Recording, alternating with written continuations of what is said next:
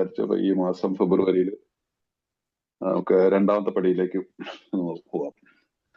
അപ്പോ രണ്ടാമത്തെ പടി, ഞങ്ങളെ സുബോധവാന്മാരാക്കുക, ഞങ്ങളെക്കാൾ ഒരു ശക്തിക്ക് മാത്രമേ കഴിയുമെന്ന് ഞങ്ങൾ വിശ്വസിക്കാൻ തുടങ്ങി. അതാണല്ലോ നമ്മുടെ രണ്ടാമത്തെ പടി. അപ്പൊ ഒന്നാമത്തെ പടിയിൽ നമ്മൾ പല പ്രാവശ്യം ഞാൻ പറഞ്ഞിട്ടുള്ളതാണ്, ഏറ്റവും കൂടുതൽ പേജുകൾ ബിഗ് ബുക്കിൽ എടുത്തിട്ടുള്ളത് ഒന്നാമത്തെ പടിക്കാണ്.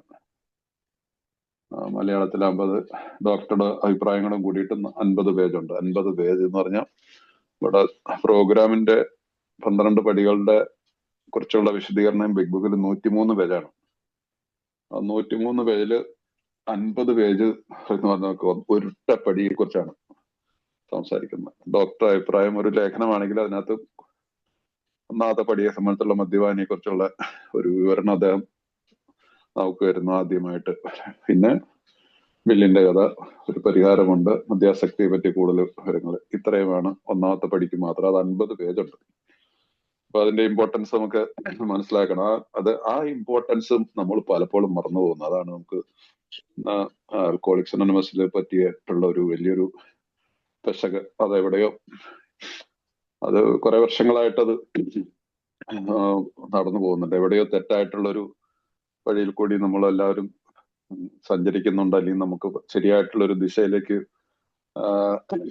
നമ്മുടെ ഏരിയയിലേക്ക് വരുന്ന ആളുകളെ കൊണ്ടുവരാൻ സാധിച്ചിട്ടില്ല എന്നുള്ളത് എനിക്ക് ഞാൻ ഇന്നലെ എനിക്ക് 29 വർഷം ഞാൻ പൂർത്തിയാക്കിയ 29 വർഷത്തെ അനുഭവം വെച്ചുകൊണ്ട് പറയാം. അതൊക്കെ ഈ പഴമക്കാരുടെ ഒരു, ഞാൻ ഉൾപ്പെടെയുള്ള ആളുകളുടെ ഒരു കുറവായിട്ടൊക്കെ ഞാൻ കാണുന്നത്.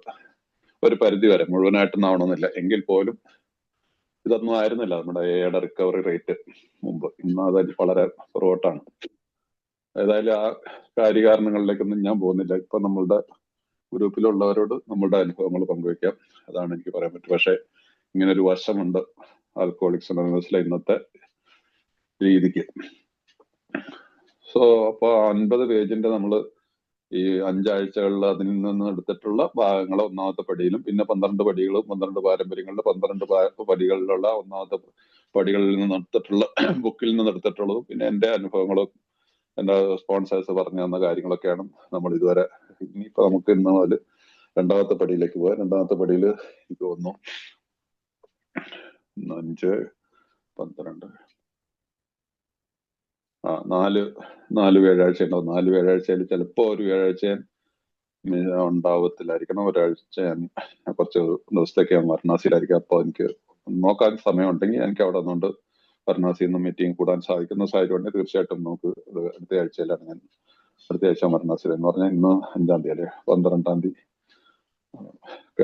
ചിലപ്പോൾ ഇത്തിരി തിരക്കിലുണ്ടാവും വഴികെട്ട് വൈകുന്നേരങ്ങളിൽ. ഏതായാലും അത് പിന്നീട് അറിയിക്കാം. അപ്പൊ ഇന്ന് നമ്മൾ ഒന്നിച്ചേണ്ടതാണ് നമ്മുടെ പ്രധാനമായിട്ടുള്ള കാര്യം. അപ്പൊ രണ്ടാമത്തെ പടിയുടെ നമുക്ക് എല്ലാവർക്കും അറിയാം അല്ലെ, ഫെബ്രുവരിയിലും നമ്മുടെ പ്രതിദിന മരണങ്ങളിൽ കൂടുതലും അവർ വിശദീകരിക്കുന്ന രണ്ടാമത്തെ പടിയെ കുറിച്ചാണ്. കുറച്ച് ഭാഗങ്ങളിൽ രണ്ടാമത്തെ പാരമ്പര്യങ്ങളെ കുറിച്ചും പറയുന്നുണ്ട്.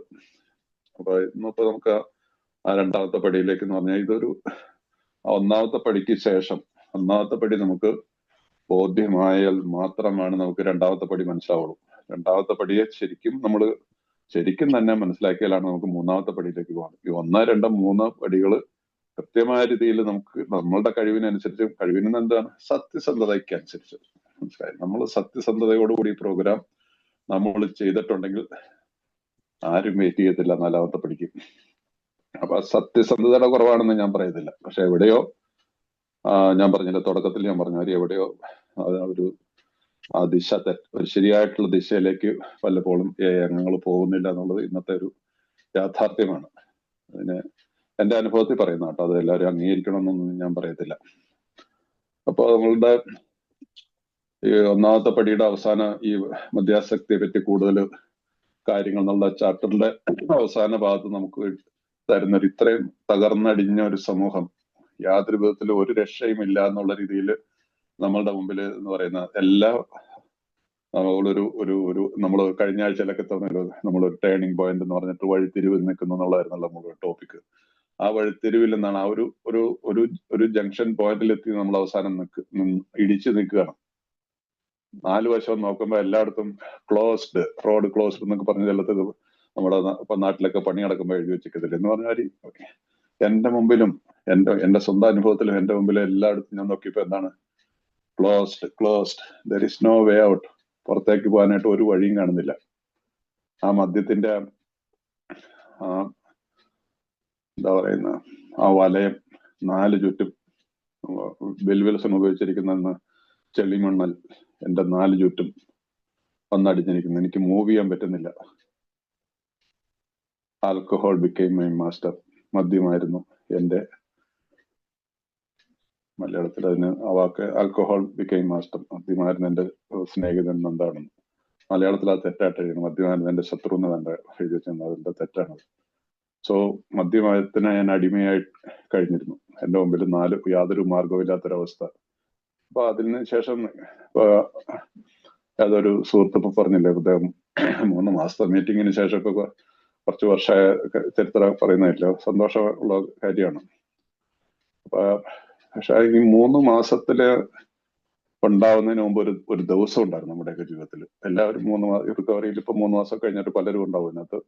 ചിലർ 1 മാസമൊക്കെ ആയിരുന്നു, ചിലർ ഒരാഴ്ചയായിട്ടുണ്ടാവും. പക്ഷെ ദ ഫസ്റ്റ് ഡേ എന്നിൽ നിന്ന് ആ ക്രേവിങ് അല്ലെങ്കിൽ ആസക്തി എടുക്കപ്പെട്ട ഒരു ദിവസമുണ്ട്.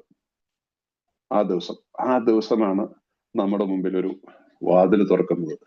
ഞാൻ പറഞ്ഞല്ലോ, എനിക്കും ഇത് തന്നെയാണ് എന്റെ ജീവിതത്തിൽ. എന്തോ യാതൊരു മാർഗവും കാണുന്നില്ലായിരുന്നില്ല. പക്ഷെ 3 മാസം ഞാൻ ആൽക്കഹോളിക്സ് അനോണിമസിൽ വന്നതിന് ശേഷവും എന്നിൽ സത്യസന്ധത ഉണ്ടായിരുന്നില്ല. ഭയത്തോടു കൂടിയാണ് ഞാൻ ഈ മദ്യത്തിൽ നിന്ന് മാറിയിരിക്കുന്ന ഒരു അവസ്ഥയെ കണ്ടത്.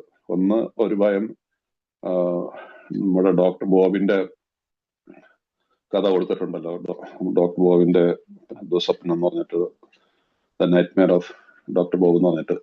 ആ സ്റ്റോറി ഇവിടെ ഈ ഗ്രൂപ്പിലാണോ അത് മിഡ് നൈറ്റ് സ്റ്റാറിലാണോ നമ്മുടെ അടുത്ത് ഞാൻ ഓർക്കുന്നില്ല. ഏതായാലും അതിനകത്ത് അദ്ദേഹം മദ്യത്തിനെ കുറിച്ച് അദ്ദേഹത്തിന് സമ്പത്ത് ഉണ്ടായിരുന്നു, ഒന്നും പോയിട്ടുണ്ടാവില്ല. ഹോസ്പിറ്റലിൽ ജോലി ചെയ്തിരുന്ന ഭാര്യയും കൂടുതലുണ്ടായിരുന്നു. യാതൊരു പ്രശ്നമില്ല. അദ്ദേഹത്തിന് മദ്യം നിർത്താനുള്ള ഭയം 2 കാര്യങ്ങളായിരുന്നു. ഒന്ന്, ഞാൻ എങ്ങനെ ഉറങ്ങും, മദ്യമില്ലാതെ എനിക്ക് ഉറക്കം വരത്തില്ല എന്നുള്ളൊരു ഭയം. 2, അദ്ദേഹത്തിന് മദ്യം ഇതിന്റെ ലഭ്യത നിന്നുപോയി ഞാൻ എന്ത് ചെയ്യും എന്നുള്ള ഭയം. ഈ 2 ഭയം അദ്ദേഹത്തിനുണ്ട്. വേറെ ഒരു ഭയം അദ്ദേഹത്തിന് ഉണ്ടാകില്ല. സോ പല ആളുകളുടെയും ജീവിതത്തിലെ സാഹചര്യങ്ങളും ബില്ലി വിൽസന്റെ കാര്യത്തിൽ അങ്ങനെയായിരുന്നില്ല. അദ്ദേഹം തകർന്നടിഞ്ഞു പോയ ആളാണ്, തരിപ്പണമായ ഒരാളായിരുന്നു. സോ പലരുടെയും ജീവിതത്തിൽ ഈ ബുക്കിൽ, ഇപ്പൊ മലയാളം ബിഗ് ബുക്കില് അവസാന ഭാഗത്ത് 6-7 പേരുടെ സ്റ്റോറിയുള്ളൂ.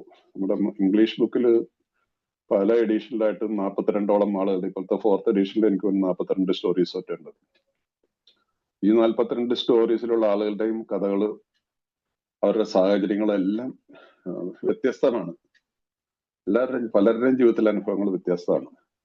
സോ അതുകൊണ്ടൊരു ഇതില്ല. പക്ഷെ അതിനകത്തല്ല നമ്മളിത് സ്റ്റോറിയൊക്കെ സ്റ്റഡി ചെയ്ത് വരുമ്പോൾ നമുക്ക് എല്ലാത്തിലും ഒരുപാട് സിമിലാരിറ്റീസ് നമുക്ക് കാണാൻ പറ്റും. നമ്മുടെ ജീവിതത്തിലെ അനുഭവങ്ങൾ ആയിട്ട് നമുക്ക് സിമിലാരിറ്റീസ് തോന്നും. അതാണ് ആൽക്കഹോളിക്സ് അനോണിമസ് വിജയിച്ചു പോകുന്നതെന്നും.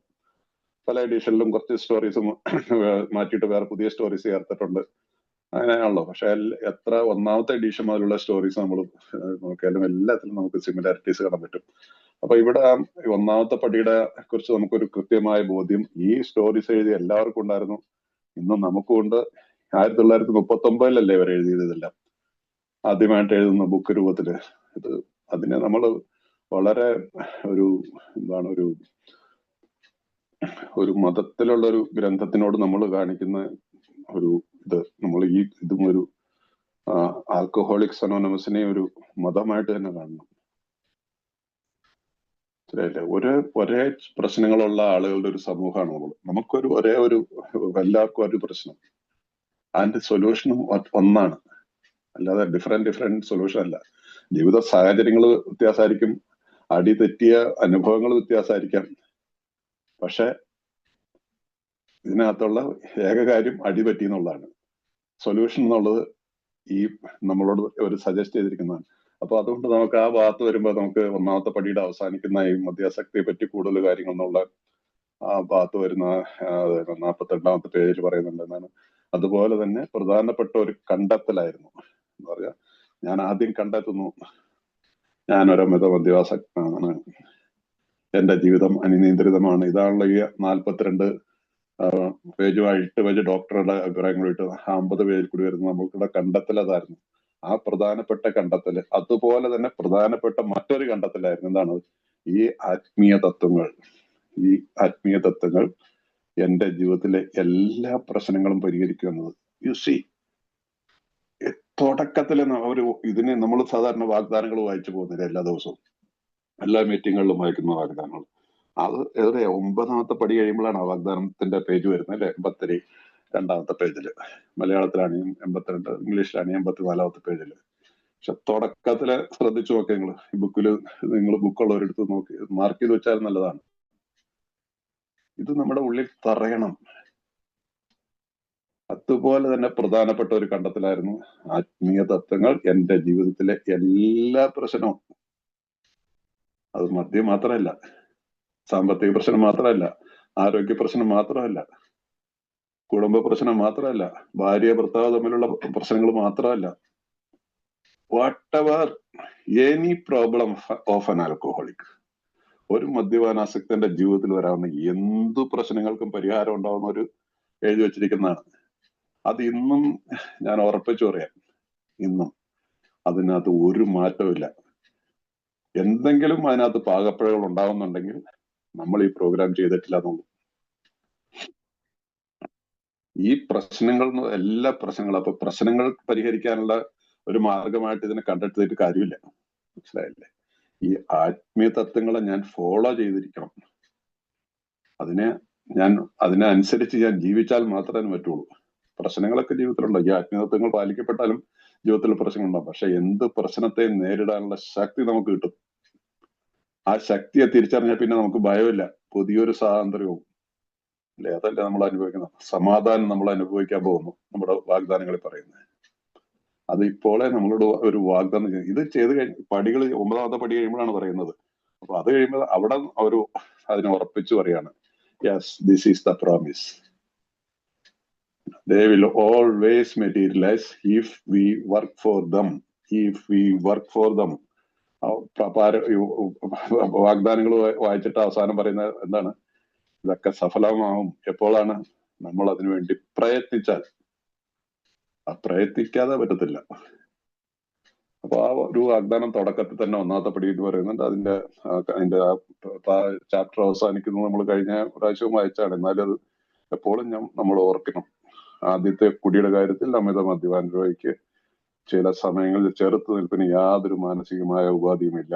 വളരെ വിരളമായ അപവാദങ്ങൾ ഒഴിവാക്കിയാൽ അയാൾക്കോ മറ്റാർക്കെങ്കിലോ എന്തെങ്കിലും ഉപാധികൾ നൽകുവാനും സാധ്യമല്ല. അയാൾക്ക് ചെറുത്തു നിൽക്കാനുള്ള ശക്തി ദൈവത്തിൽ നിന്ന് തന്നെ വരണം. ഈ ചാപ്റ്ററിന്റെ അവസാന ഭാഗത്താണ് ഒരു ദൈവത്തെ കുറിച്ചുള്ളൊരു കൂടുതൽ സ്ട്രെസ് ചെയ്തുകൊണ്ട് പറയുന്നത്. അതിനു മുമ്പൊക്കെ ഉന്നതനായ ശക്തി ഒരുപാട് വാക്കുകൾ ഉപയോഗിക്കുന്നുണ്ട് ദൈവത്തിന്റെ. ഇവിടെ ക്ലിയർലി അവർ പറയാണ് നമുക്ക് അയാൾക്ക് എന്നുള്ളത് മാറ്റിയിട്ട് നമുക്കെല്ലാവർക്കും നമുക്ക് ഇതിനെ ചെറുത്ത് നിൽക്കാനുള്ള ശക്തി ദൈവത്തിൽ നിന്നും തന്നെ വരണം. ഈ ചെറുത്ത് നിൽപ്പും പിന്നീടുള്ള ജീവിതത്തിൽ നമുക്ക് കുറെ മുമ്പോട്ട് പോയി കഴിയുമ്പോൾ, ഞാൻ അന്ന് ലാസ്റ്റ് മീറ്റിങ്ങിലും പറഞ്ഞാണ്, നമുക്ക് ഈ 1ാമത്തെ പടി ശരിക്കും ബോധ്യപ്പെട്ടാലാണ് മുമ്പോട്ടുള്ള പടികൾ ശരിയായിട്ട് രീതിയിൽ നമുക്ക് ഉൾക്കൊണ്ട് അതിനെ അറിഞ്ഞ് നമ്മുടെ മനസ്സിൽ തൊട്ട് പടികൾ പ്രാക്ടീസ് ചെയ്തു പോകാൻ പറ്റുള്ളൂ. സോ അതുകൊണ്ട് ഈ കാര്യം ഓർത്തിട്ട് നമുക്ക് അടുത്ത ചാപ്റ്ററിലേക്ക് വരാം. 2ാമത്തെ പടിയിലാണ്. ഈ 2ാമത്തെ പടിയെ ഭാഗങ്ങൾ മുഴുവനായിട്ട് ഒറ്റ ചാപ്റ്ററിൽ 2ാമത്തെ പടിയെ കുറിച്ച് മാത്രമാണ് പറയുന്നത്. അപ്പൊ 1ാമത്തെ പടിക്ക് 50 പേജ് ഉപയോഗിച്ചിട്ടുണ്ടെങ്കിൽ 2ാമത്തെ പടിക്ക് 14 പേജ്, മലയാളത്തിൽ 14 പേജസ്. അതിനകത്ത് ആദ്യമേ നിങ്ങൾ എല്ലാവരും മനസ്സിലാക്കണം, ബുക്കുള്ള കയ്യിലുള്ളവരെ തിരുത്തി തന്നെ മനസ്സിലാക്കി പോകണം. നിരീശ്വരവാദികളായ ഞങ്ങൾ എന്നല്ല അതിന്റെ മലയാളം ട്രാൻസ്ലേഷൻ, അജ്ഞേയവാദികളായ ഞങ്ങൾ എന്നാണ്. അതിന് എനിക്കറിയത്തില്ല അത് എവിടെ നിന്ന് തെറ്റ് ചെയ്തു. ആ തെറ്റ് പല എഡീഷൻ, ഇപ്പൊ 3ാം 4ാമത്തെ എഡീഷൻ മലയാളത്തിലായിട്ടും ഇതുവരെയും അതിനെ തിരുത്താനായിട്ടുള്ളൊരു ഉണ്ടായിട്ടില്ല. ഇതിനൊന്നും അതിനുമാത്രം പൈസ ചെലവുള്ള ഒരു കാര്യമല്ല. ഇന്നത്തെ കാലത്ത് നമുക്ക് എല്ലാവർക്കും അറിയാം, ടെക്നോളജി, പ്രിന്റിംഗ് ടെക്നോളജി വളരെ ഈസിയാണ്. പഴയ കാലത്തെ വരെയല്ല. ഇപ്പൊ അതെന്തുകൊണ്ടോ അത് തെറ്റ് മനസ്സിലാക്കിയപ്പോ നമ്മൾ ആരും നിരീശ്വരവാദികളല്ല. ഈ ഫാദേഴ്സ് ആയിട്ടുള്ള 100 പേരാണല്ലോ ഇതുകൊണ്ട്. ആ 100 പേരെല്ലാവരും അജ്ഞാവാദികളാണ്. 1 2 പേര് നിരീശ്വരവാദികളായിരുന്നു. അല്ലാത്തവരെല്ലാം അജ്ഞേയവാദികളായിരുന്നു. അജ്ഞേയവാദികളും നിരീശ്വരവാദികളും വ്യത്യാസമുണ്ട്. ഈ അജ്ഞേയവാദികൾ ദൈവ നിഷേധികളാണ്. നിരീശ്വരവാദികൾ ദൈവം ഇല്ല എന്ന് വിശ്വസിക്കുന്നവരാണ്. അജ്ഞേയവാദികൾക്ക് ദൈവം ഉണ്ടെന്നുള്ള വിശ്വാസമുണ്ട്, പക്ഷെ എനിക്ക് അതിന്റെ ആവശ്യമില്ല, എനിക്കതിനെതിരൊന്നുമില്ല. It's okay, there is a God. Bill Wilson അങ്ങനെയുള്ള ആളായിരുന്നു, വിശ്വാസിയായിരുന്നു. അതുകൊണ്ടായിരിക്കണം അദ്ദേഹം ഓക്സ്ഫോർഡ് ഗ്രൂപ്പിൽ പോയിക്കൊണ്ടിരുന്നത്. ബിൽ വിൽസൺ പോയെങ്കിലും അദ്ദേഹത്തിന്റെ ഉള്ളില് ആ ക്രിസ്ത്യൻ ടച്ചിനോട് പുള്ളിക്ക്, യേശു ക്രിസ്തുവിൽ അദ്ദേഹത്തിന് വിശ്വാസം ഉണ്ടെന്ന് അദ്ദേഹത്തിന്റെ സ്റ്റോറിയിൽ നമ്മൾ പഠിച്ചതാണ്. പക്ഷെ അദ്ദേഹത്തിന്റെ നിഷ്ഠകളോട് പുള്ളിക്ക് താല്പര്യമുണ്ടെന്നല്ല, അതിനകത്ത് പുള്ളിക്ക് പറ്റുന്നതിനെ പുള്ളി സ്വീകരിച്ചു, അല്ലാത്തതിനെ പുള്ളി നിഷേധിച്ചു. അങ്ങനെയുള്ള ഒരു സമൂഹമാണ്. നമ്മളിപ്പോ ക്രിസ്ത്യാനികളാണെങ്കിലും ഇതൊക്കെ നമുക്ക് മനസ്സിലാക്കാൻ പറ്റും, ഹിന്ദുയിസത്തിലുള്ള ആളുകളാണെങ്കിലും മനസ്സിലാക്കാൻ പറ്റും. നമ്മൾ ക്ഷേത്രങ്ങളിൽ പോകുന്ന എല്ലാ കാര്യങ്ങളും ഇതിനൊക്കെ പോലും സ്വയം നമ്മൾ ആലോചിച്ചാൽ മതി, നമ്മൾ എത്രമാത്രം ആ മതത്തിനെ ഉള്ളറിഞ്ഞ് നമ്മൾ ജീവിക്കുന്നുണ്ടോ. ഇസ്ലാമിലുള്ളവർക്ക് ഇത് തന്നെ. അപ്പൊ എല്ലാ മതങ്ങളിലും ഉണ്ട്. അപ്പൊ നമ്മൾ അജ്ഞേയവാദികളാണ്, അത് ഒന്ന് മനസ്സിലാക്കിയിരുന്നത് നല്ലതായിരിക്കും. അപ്പൊ അമിത മദ്യപാനാസക്തിയെ പറ്റി കഴിഞ്ഞ അധികങ്ങൾ കുറെയൊക്കെ നിങ്ങൾ മനസ്സിലാക്കി കഴിഞ്ഞു. അമിത മദ്യപാനാസക്തിയെ കുറിച്ച് നമ്മൾ ഈ കഴിഞ്ഞ 50 പേജിൽ നമ്മൾ കുറെ കാര്യങ്ങൾ മനസ്സിലാക്കി കഴിഞ്ഞിട്ടുണ്ട്. അത് മനസ്സിലാക്കണം ശരിക്കും. അപ്പൊ അതിനകത്ത് അതിനുശേഷം മുമ്പോട്ട് പോകുമ്പോഴാണ് ഒന്നാമത്തെ പടിയെ മനസ്സിലാക്കി കഴിഞ്ഞു. അമിത മദ്യപാനാസക്തി എന്നുള്ള നമ്മുടെ പ്രശ്നത്തെ നമ്മൾ മനസ്സിലാക്കി കഴിഞ്ഞു. അതുകൊണ്ട് പിന്നീട് ഉള്ള ഭാഗത്ത് പറയുന്നത്, മദ്യത്തിൽ നിന്ന് മുക്തി നേടാൻ സത്യസന്ധമായി നിങ്ങൾ ആഗ്രഹിക്കുമ്പോൾ, അതാണ് ഈ ഒന്നാമത്തെ പടി. സത്യസന്ധമായിട്ട് നമ്മൾ ആഗ്രഹിച്ചിട്ടുണ്ടെങ്കിൽ, സത്യസന്ധമായിട്ട് ഈശ്വരനോട് അപേക്ഷിച്ചിട്ടുണ്ടെങ്കിൽ, ദൈവത്തോട് അപേക്ഷിച്ചിട്ടുണ്ടെങ്കിൽ, പടച്ചവനോട് അപേക്ഷിച്ചിട്ടുണ്ടെങ്കിൽ ആ വ്യക്തി കുടിക്കത്തില്ല. ഇന്ന് വരെ ഒരു സ്ഥലത്തും ഒരു AA മെമ്പറും പറഞ്ഞു കേട്ടിട്ടില്ല. AI വന്നതിന് ശേഷമൊക്കെ റിലാപ്സ് ആവുന്ന ഒക്കെ ഉണ്ടല്ലോ, റിലാപ്സ് ആയിട്ട് വീണ്ടും സ്ലിപ്പായി അല്ലെങ്കിൽ റിലാപ്സ് ആയെന്നൊക്കെ പറയുന്നില്ല.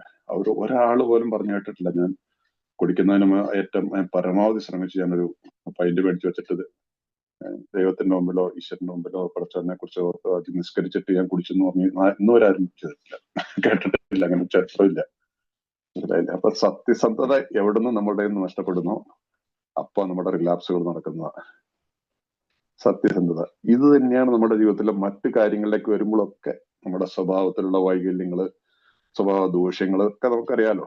ഇതൊക്കെ പിന്നീട് മുമ്പോട്ട് വരുമ്പോൾ നമുക്ക് മുമ്പോട്ട് ചർച്ചയ്ക്ക് എടുക്കാതെ, എന്നാൽ പോലും ഇപ്പോഴേ നമ്മൾ മനസ്സിലാക്കണം ഈ സത്യസന്ധതയുടെ ഇമ്പോർട്ടൻസ്. ഈ സത്യസന്ധതയിൽ നമ്മള് മായം ചേർക്കരുത്. ചിലപ്പോൾ തെറ്റുകൾ സംഭവിച്ചു പോകും. അപ്പോഴും സത്യസന്ധമായിട്ട് അതിനെ അംഗീകരിച്ചാൽ മതി, പശ്ചാത്തപിച്ചാൽ മതി. ഞാൻ ഇനി ഇത് ആവർത്തിക്കില്ല എന്നുള്ള തീരുമാനം എടുത്താൽ മതി, നമ്മളോട് ക്ഷമിക്കും. കാരണം ഇന്നത്തെ ഡെയിലി റിഫ്ലക്ഷനിലും ചില കാര്യങ്ങൾ പറയുന്നുണ്ട്. ഇന്നലത്തെ ഡെയിലി റിഫ്ലക്ഷൻ നല്ല ഒരു ഡെയിലി റിഫ്ലക്ഷൻ ആണ്. അപ്പൊ ഇതൊക്കെ നമ്മൾ ചെറുതായിട്ടൊന്ന് ഒത്തിരി ശ്രദ്ധയോടുകൂടി ഒന്ന് പഠിച്ചു പോയി കഴിഞ്ഞാൽ നമുക്ക് ഇതൊക്കെ മനസ്സിലാക്കി എടുക്കാൻ പറ്റും. അപ്പൊ അതുകൊണ്ട് ഈ സത്യസന്ധത എന്നുള്ള ഇത് നമ്മൾ ഇപ്പോഴേ മുതൽ നമ്മുടെ മനസ്സിലുണ്ടായിരിക്കണം. എങ്കിൽ മാത്രമാണ് നമുക്ക് മുമ്പോട്ടുള്ള ജീവിതത്തിലൊക്കെ ഈ ഒന്നാമത്തെ പടിയെ നമുക്ക് ഉപയോഗിച്ചുകൊണ്ട് നമുക്ക് ജീവിക്കാൻ പറ്റുള്ളൂ. ദിനം നമ്മുടെ ജീവിതത്തിൽ നമ്മളെ കുഴിച്ചടിക്കാനുള്ള ഒരുപാട് ആകർഷിക്കുന്ന രീതിയിൽ പ്രലോഭനങ്ങള് പല ഇതും വരും. വ്യക്തിയിലും നമ്മൾ പഴയ ആള് തന്നെയാണ്, മറ്റുള്ളവരുടെ മുമ്പിൽ പഴയ ആളാണ്. ഞാനല്ലേ എന്റെ ഉള്ളിൽ മാറി എന്നുള്ളത് ഞാൻ അറിയണം. എന്റെ ഉള്ളിൽ പഴയ സ്വഭാവ രീതികളില്ല, ഞാനെന്നൊരു സത്യസന്ധയിൽ ജീവിക്കുന്ന ആളാണെന്നുള്ളത്. അല്ലെങ്കിൽ നമ്മൾ പുറത്തേക്ക് ഇറങ്ങി കഴിഞ്ഞാൽ നമുക്ക് വഴിതെറ്റിപ്പോകാനായിട്ടുള്ള ഓപ്പർച്യൂണിറ്റീസ് ഇഷ്ടം പോലെയല്ലേ. കാരണം പ്രശ്നങ്ങളുടെ നടുവിലാണ് നമ്മൾ പലപ്പോഴും. ഇപ്പോൾ സാമ്പത്തികമായിട്ട് പ്രശ്നമുള്ള ഒരാളാണ് എന്തെങ്കിലും ഒരു തെറ്റായിട്ടുള്ള രീതിയിൽ ഇത്തിരി പൈസ കിട്ടാനുള്ള ഒരു സാഹചര്യം ഉണ്ട്, ചിലപ്പോൾ അതിനകത്ത് ചാടി വീഴും. പക്ഷെ സത്യസന്ധനായിട്ട് നിൽക്കുന്ന ഒരാളാണെങ്കിൽ അത് ഒഴിവാക്കിയിട്ട് ഭഗവാനോട് പറയും, ദൈവത്തോട് പറയും, ദൈവം എനിക്കിത് വേണ്ട, ഇത് ഞാൻ ഉപേക്ഷിച്ച വഴിയാണെന്ന് പറഞ്ഞു കഴിഞ്ഞാൽ നമുക്ക് വിശ്വാസത്തില്ലാത്ത നമ്മുടെ പ്രശ്നങ്ങൾക്ക് പരിഹാരം അടുത്ത നിമിഷം എവിടെന്നെങ്കിലും വരും. വാസ്തവമാണ്. ഞാൻ എന്റെ ജീവിതത്തിലൊക്കെ അനുഭവിച്ചിട്ടുള്ള കാര്യം നിങ്ങളോട് പറയുന്നത്, ഇന്നും അനുഭവിച്ചിട്ടുള്ള കാര്യം പറയുന്നത്. ഏത് കാര്യത്തിലായിക്കോട്ടെ, സാമ്പത്തികമായിക്കോട്ടെ, മണി, പവർ, സെക്സ്, ഇതൊക്കെയുള്ള സാധാരണ ഒരു മനുഷ്യന്റെ സോഷ്യൽ ലൈഫിലുള്ള, നമ്മുടെ പേഴ്സണൽ ലൈഫിലൊക്കെ ഉള്ളത്. അപ്പൊ നമുക്ക് കുടുംബ ജീവിതത്തിൽ തന്നെ നമ്മുടെ വീട്ടിൽ വേണമെങ്കിൽ നമുക്ക് ഒരു നിമിഷം കൊണ്ട് നമുക്ക് പൊട്ടിത്തെറി ഉണ്ടാക്കാം, അല്ലേ? പഴയ സ്വഭാവം അനുസരിച്ച് പെട്ടെന്ന് ഇപ്പൊ മദ്യപാനം കൂടെ ഇല്ലാതെ ഇപ്പൊ നമുക്ക് പലപ്പോഴും പല നമ്മളുടെ ഇത് നമ്മുടെ പ്രശ്നം ഡോക്ടറുടെ അഭിപ്രായത്തിൽ തോന്നുന്നില്ല, restless, irritable and discontent, RID ഫാക്ടറിന് എപ്പോഴും അത് നമ്മൾ എപ്പോഴും ഓർക്കണം. ഞാൻ റെസ്റ്റ്ലെസ് ആവും, അസ്വസ്ഥനാവും, ഇറിറ്റബിൾ ആവും, എനിക്ക് മുൻശുണ്ടിയുണ്ട്, ഞാൻ ഡിസ്കണ്ടന്റ് ആവും, എല്ലാത്തിലും ഞാൻ തൃപ്തിയില്ലാത്ത, അസംതൃപ്തനായിട്ട് മറ്റുള്ളവരെ കുറ്റം കാണുന്ന ഒരു സ്വഭാവം എന്നിലുണ്ട്. ഈ 3 കാര്യം നമ്മൾ ഓർത്തിരിക്കണം. ആ ഓർത്തിരിക്കുന്ന ഒരു സത്യസന്ധതയിൽ കൂടി നമ്മൾ തിരിച്ചു വന്നിട്ടുണ്ടെങ്കിൽ നമ്മുടെ മുമ്പിൽ എന്തെല്ലാം പ്രശ്നങ്ങളുണ്ടായാലും നമുക്ക് പലതിനെയും നമുക്ക് ഓക്കെ ഇപ്പൊ തൽക്കാലം മിണ്ടെന്നുള്ള ചിലപ്പോൾ നമ്മളെ വായിലേക്ക് കുത്തി കുത്തി ചിലപ്പോൾ ചിലർ നിയന്ത്രണം ഉണ്ടായിരിക്കണം എന്ന് പറഞ്ഞിട്ട് ചില ആളുകൾ വരും. അല്ലെങ്കിൽ ഭർത്താവിന് ചില ഭാര്യമാര് പണിയും പറയും, നിങ്ങളും നിങ്ങളും ഇതുണ്ടാക്കാൻ, എന്നോട് മനസ്സിലാക്കാൻ പറഞ്ഞിട്ടൊക്കെ വരും. ഒഴിവായി മാറിയേക്കാൻ പറ്റണം. അതാണ് നമ്മളുടെ രീതി. നമ്മളിപ്പോ ഇനിയുള്ള ജീവിതത്തിൽ നമുക്ക് എന്താ പറയണ, നമ്മളും ജീവിക്കാൻ, മറ്റുള്ളവരെയും ജീവിക്കാൻ അനുവദിക്കുക. അതുപോലെ തന്നെ എല്ലാം ദൈവത്തിന് വിട്ടുകൊടുത്തിട്ട് ദൈവം തന്നെ അതിന് വിധിക്കട്ടെ എന്ന വിധികർത്താവായിക്കോട്ടെ എന്ന് വിചാരിച്ചു കഴിഞ്ഞാൽ ഒന്നുമില്ല. അത് കഴിഞ്ഞിട്ടുള്ള റിസൾട്ട് ഭയങ്കരമായിട്ടുള്ള റിസൾട്ട് ആയിരിക്കും. പക്ഷെ അതിനെ ഫോളോ ചെയ്ത് അനുഭവിച്ചറിയണം. നമ്മളെ ആ ഒരു ക്ഷമ അല്ലെങ്കിൽ സഹിഷ്ണുത കാണിക്കുക എന്നുള്ളത് ഈ പടി പ്രാക്ടീസ് ചെയ്താൽ മാത്രമേ പറ്റുള്ളൂ. ഈ ഭാഷ നമുക്ക് മറ്റുള്ളവരോട് പറഞ്ഞു കഴിഞ്ഞാൽ മനസ്സിലാവില്ല. ഈ ഭാഷ ഇങ്ങനെയുള്ള കാര്യങ്ങൾ പറഞ്ഞു കഴിഞ്ഞാൽ അവർക്ക് ആർക്കും മനസ്സിലാവില്ല. നമുക്കിത് വലിയൊരു അനുഗ്രഹമാണ് ഈ ഭാഷ മനസ്സിലാവുന്നത്. അതുകൊണ്ടാണ് നമ്മൾ മദ്യപിക്കാതിരിക്കുന്നത്. സോ അതുകൊണ്ട് ഈ കാര്യം നമ്മൾ എപ്പോഴും ഓർത്തിരിക്കും, ഈ സത്യസന്ധമായ നമ്മുടെ ഉള്ളിലുള്ള ആഗ്രഹം. അപ്പൊ ഈ രീതിയിൽ മദ്യപാനത്തിൽ കൂടി ഉള്ള അനുഭവം, ഇതിനുള്ള പരിഹാരം എന്നുള്ളത് മനസ്സിലായില്ല. ചെറുത്ത് നിൽപ്പിനുള്ള ശക്തി ദൈവത്തിൽ നിന്ന് തന്നെ പറഞ്ഞൊന്നും കഴിഞ്ഞ പേജ് പറയുന്നത്. ഇവിടെ പറയുന്നതാണ് നമ്മളുടെ ജീവിതത്തിൽ എന്താണ്, നിങ്ങൾക്കത് സത്യസന്ധമായി നിങ്ങൾ ആഗ്രഹിക്കുമ്പോൾ, നിങ്ങൾക്കത് പൂർണ്ണമായി സാധിക്കാതെ വരുമ്പോഴോ, കുടിക്കുന്ന അളവിന്റെ കാര്യത്തിൽ ഒട്ടും നിയന്ത്രണമില്ലാതെ ഇരിക്കുമ്പോഴോ നിങ്ങൾ മിക്കവാറും ഒരു അമിത മദ്യപാന രോഗിയാണ്. ഇതാണല്ലോ നമ്മുടെ സിംറ്റംസ്.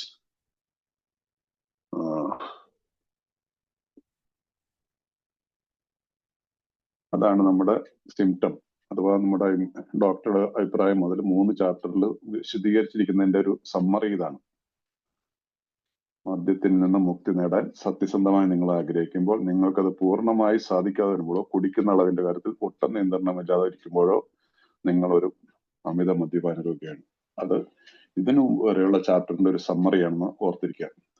അപ്പൊ ആ സ്ഥിതിയാണെങ്കിൽ, അങ്ങനെയുള്ളൊരു സ്ഥിതിയാണെന്ന് നമ്മൾ അഡ്മിറ്റ് ചെയ്തിട്ടുണ്ടെങ്കിൽ, സത്യസന്ധമായി അഡ്മിറ്റ് ചെയ്തിട്ട് നമ്മൾ മുന്നോട്ട് പോകാൻ ആഗ്രഹിക്കുന്നുണ്ടെങ്കിൽ, അതാണ് സ്ഥിതിയെങ്കിൽ ആധ്യാത്മികമായ അനുഭവത്തിലൂടെ മാത്രം കീഴ്പ്പെടുത്താവുന്ന ഒരു രോഗം മൂലം നിങ്ങൾ ക്ലേശിക്കുന്നുണ്ടാവും. ശരി, ഇത് എത്ര വലിയൊരു മെസ്സേജ് ആണെന്നറിയോ? അതാണ് സ്ഥിതിയെങ്കിൽ നിങ്ങളൊരു അമിത മദ്യപാന രോഗിയാണ്, നിങ്ങളുടെ ജീവിതം അനിയന്ത്രിതമാണെന്ന് ഈ കഴിഞ്ഞ ചാപ്റ്ററിൽ നിങ്ങൾക്ക് മനസ്സിലായിട്ടുണ്ടെങ്കിൽ, ആ സ്ഥിതി നിങ്ങൾ അഡ്മിറ്റ് ചെയ്തിട്ടുണ്ടെങ്കിൽ, ആധ്യാത്മിക അനുഭവത്തിലൂടെ മാത്രം കീഴ്പ്പെടുത്താവുന്ന ഒരു രോഗം മൂലം നിങ്ങൾ നോട്ടേണ്ട അത് ഒരു ഫൗണ്ടിങ് ഫാദേഴ്സ് നമുക്ക് എഴുതിയാണ്. ഇവിടെ എല്ലാവരും നമ്മൾ വിചാരിക്കണം, ഇത് മനസ്സിലാക്കണം. ഒരു ആധ്യാത്മിക അനുഭവത്തിലൂടെ മാത്രമാണ്, അല്ലാതെ എന്റേതായിട്ടുള്ള തീരുമാനങ്ങളിൽ ഞാൻ നോട്ട് എ ഫൂൾ, എനിക്ക് അത്രയും നിങ്ങൾ ഈ പറയുന്നതിന്റെ ആവശ്യമില്ല, ഐ എം എഡ്യൂക്കേറ്റഡ്, ഞാൻ ഇത്തരം കാലം ജീവിതത്തിൽ ചില ഒരു വേണമെങ്കിൽ പറയാം, എനിക്ക് ഫൈനാൻഷ്യലി ഒരു ക്രൈസിസ് ഒന്നുമില്ല. കഴിഞ്ഞ ആഴ്ച അല്ലേ ഈ ഗ്രൂപ്പിലാണെന്നു എന്റെ ആരും പറഞ്ഞില്ലേ, കൂടുതൽ പ്രശ്നങ്ങളൊന്നും ഇല്ലാത്തൊരു വ്യക്തിയെ നമ്മൾ കണ്ടില്ലേ, ഞാനിപ്പോ അദ്ദേഹത്തിന്റെ പേര് ഓർക്കുന്നില്ല. പലരുടെയും ജീവിതത്തിൽ ഒരു അടിതട്ടിട്ടൊന്നും ഉണ്ടാവണമെന്നില്ല. പക്ഷെ അന്ന് അദ്ദേഹത്തോട് ഞാൻ ചോദിച്ചില്ല, നിങ്ങളുടെ വൈഫ് സാറ്റിസ്ഫൈഡ് ആണത് ഇങ്ങനെയുള്ള ജീവിതത്തിനെ കുറിച്ച്? അതല്ല, then that's it. എനിക്ക് പലപ്പോഴും എല്ലാം ശരിയാണെന്ന് തോന്നുന്നത് എന്റെ വീട്ടിലുള്ളവർക്കും നാട്ടിലുള്ളവർക്കും എന്റെ ജോലി സ്ഥലത്തുള്ളവർക്കും ആവണമെന്നില്ലല്ലോ. ഐ ആം സാറ്റിസ്ഫൈഡ് ബിക്കോസ് എനിക്ക് ആവശ്യത്തിന് പണം ഉണ്ട്, എന്റെ കയ്യിലുണ്ട്, ആരോഗ്യത്തിന് പ്രശ്നമൊന്നുമില്ല, വെള്ളം അടിക്കുന്നുള്ളൂ, ഓവറായിട്ട് കുടിക്കാറുമില്ല, ഇത് എവരിത്തിങ് ഈസ് ഫൈൻ. പക്ഷെ നമ്മുടെ എന്റെ കുടുംബത്തിലുള്ള ഒരു സന്തോഷത്തിലാണെന്നുള്ളത് നമ്മൾ അറിയണ്ടേ. അപ്പൊ അത് നമ്മൾ സ്വാർത്ഥതയാണ്, എന്റെ സുഖത്തിന് വേണ്ടിയിട്ട് ജീവിക്കുന്ന രീതി, അത് പറ്റത്തില്ല. അതുകൊണ്ടാണ് നമുക്ക് സ്വാർത്ഥത വെടിഞ്ഞേ പറ്റൂന്ന് നമ്മൾ മുമ്പോട്ട് പോകുമ്പോൾ, എനിക്ക് അടുത്ത ചാപ്റ്ററിലായിരിക്കും നിങ്ങൾക്ക് ഒരു പരിഹാരം ഉണ്ടെന്നുള്ള ചാപ്റ്ററിൽ അതൊക്കെ വരും. സോ അതുകൊണ്ട് ഈ ഒരു കാര്യം മാത്രം ആധ്യാത്മികമായ അനുഭവത്തിലൂടെ മാത്രം കീഴ്പ്പെടുത്താവുന്ന ഒരു രോഗം മൂലം നിങ്ങൾ ക്ലേശിക്കുന്നുണ്ടാവും. ഇംഗ്ലീഷിൽ അത് വായിക്കുന്ന ബിഗ് ബുക്കില് if that be the case you may be suffering from an illness which only a spiritual experience will conquer. Only a spiritual experience will conquer. കീഴടക്കുക. Only. There is no other way. ഈ രീതിയിൽ നമ്മൾ ഒന്നാമത്തെ പടി നമ്മൾ മനസ്സിലാക്കിയിട്ടുണ്ടെങ്കിൽ നമ്മളോട് പറയാണ്. അല്ലാതെ ആശുപത്രിയിൽ പോയിട്ടോ ഡോക്ടർ പറയണ കേട്ടിട്ടോ മറ്റു പല കാര്യങ്ങള് പല രീതിയിലുള്ള ഇതില് ചില ആളുകൾക്ക് നമുക്കിപ്പോ അതുകൊണ്ട് നമ്മൾ ബുക്ക് പറയുന്നില്ല. നമ്മൾ ഒരിക്കലും വൈദ്യശാസ്ത്രത്തെ നിഷേധിക്കുന്നില്ല. വൈദ്യശാസ്ത്രത്തെ നമ്മൾ അവരുടെ സഹായം തേടി തന്നെയാണ് നമ്മൾ നിൽക്കുന്നത്. പക്ഷെ അതിനെ നമ്മള് അവര് പറയുന്നതിനെ മുഴുവൻ അങ്ങനത്തെ ഇതൊരു എന്താ പറയുന്ന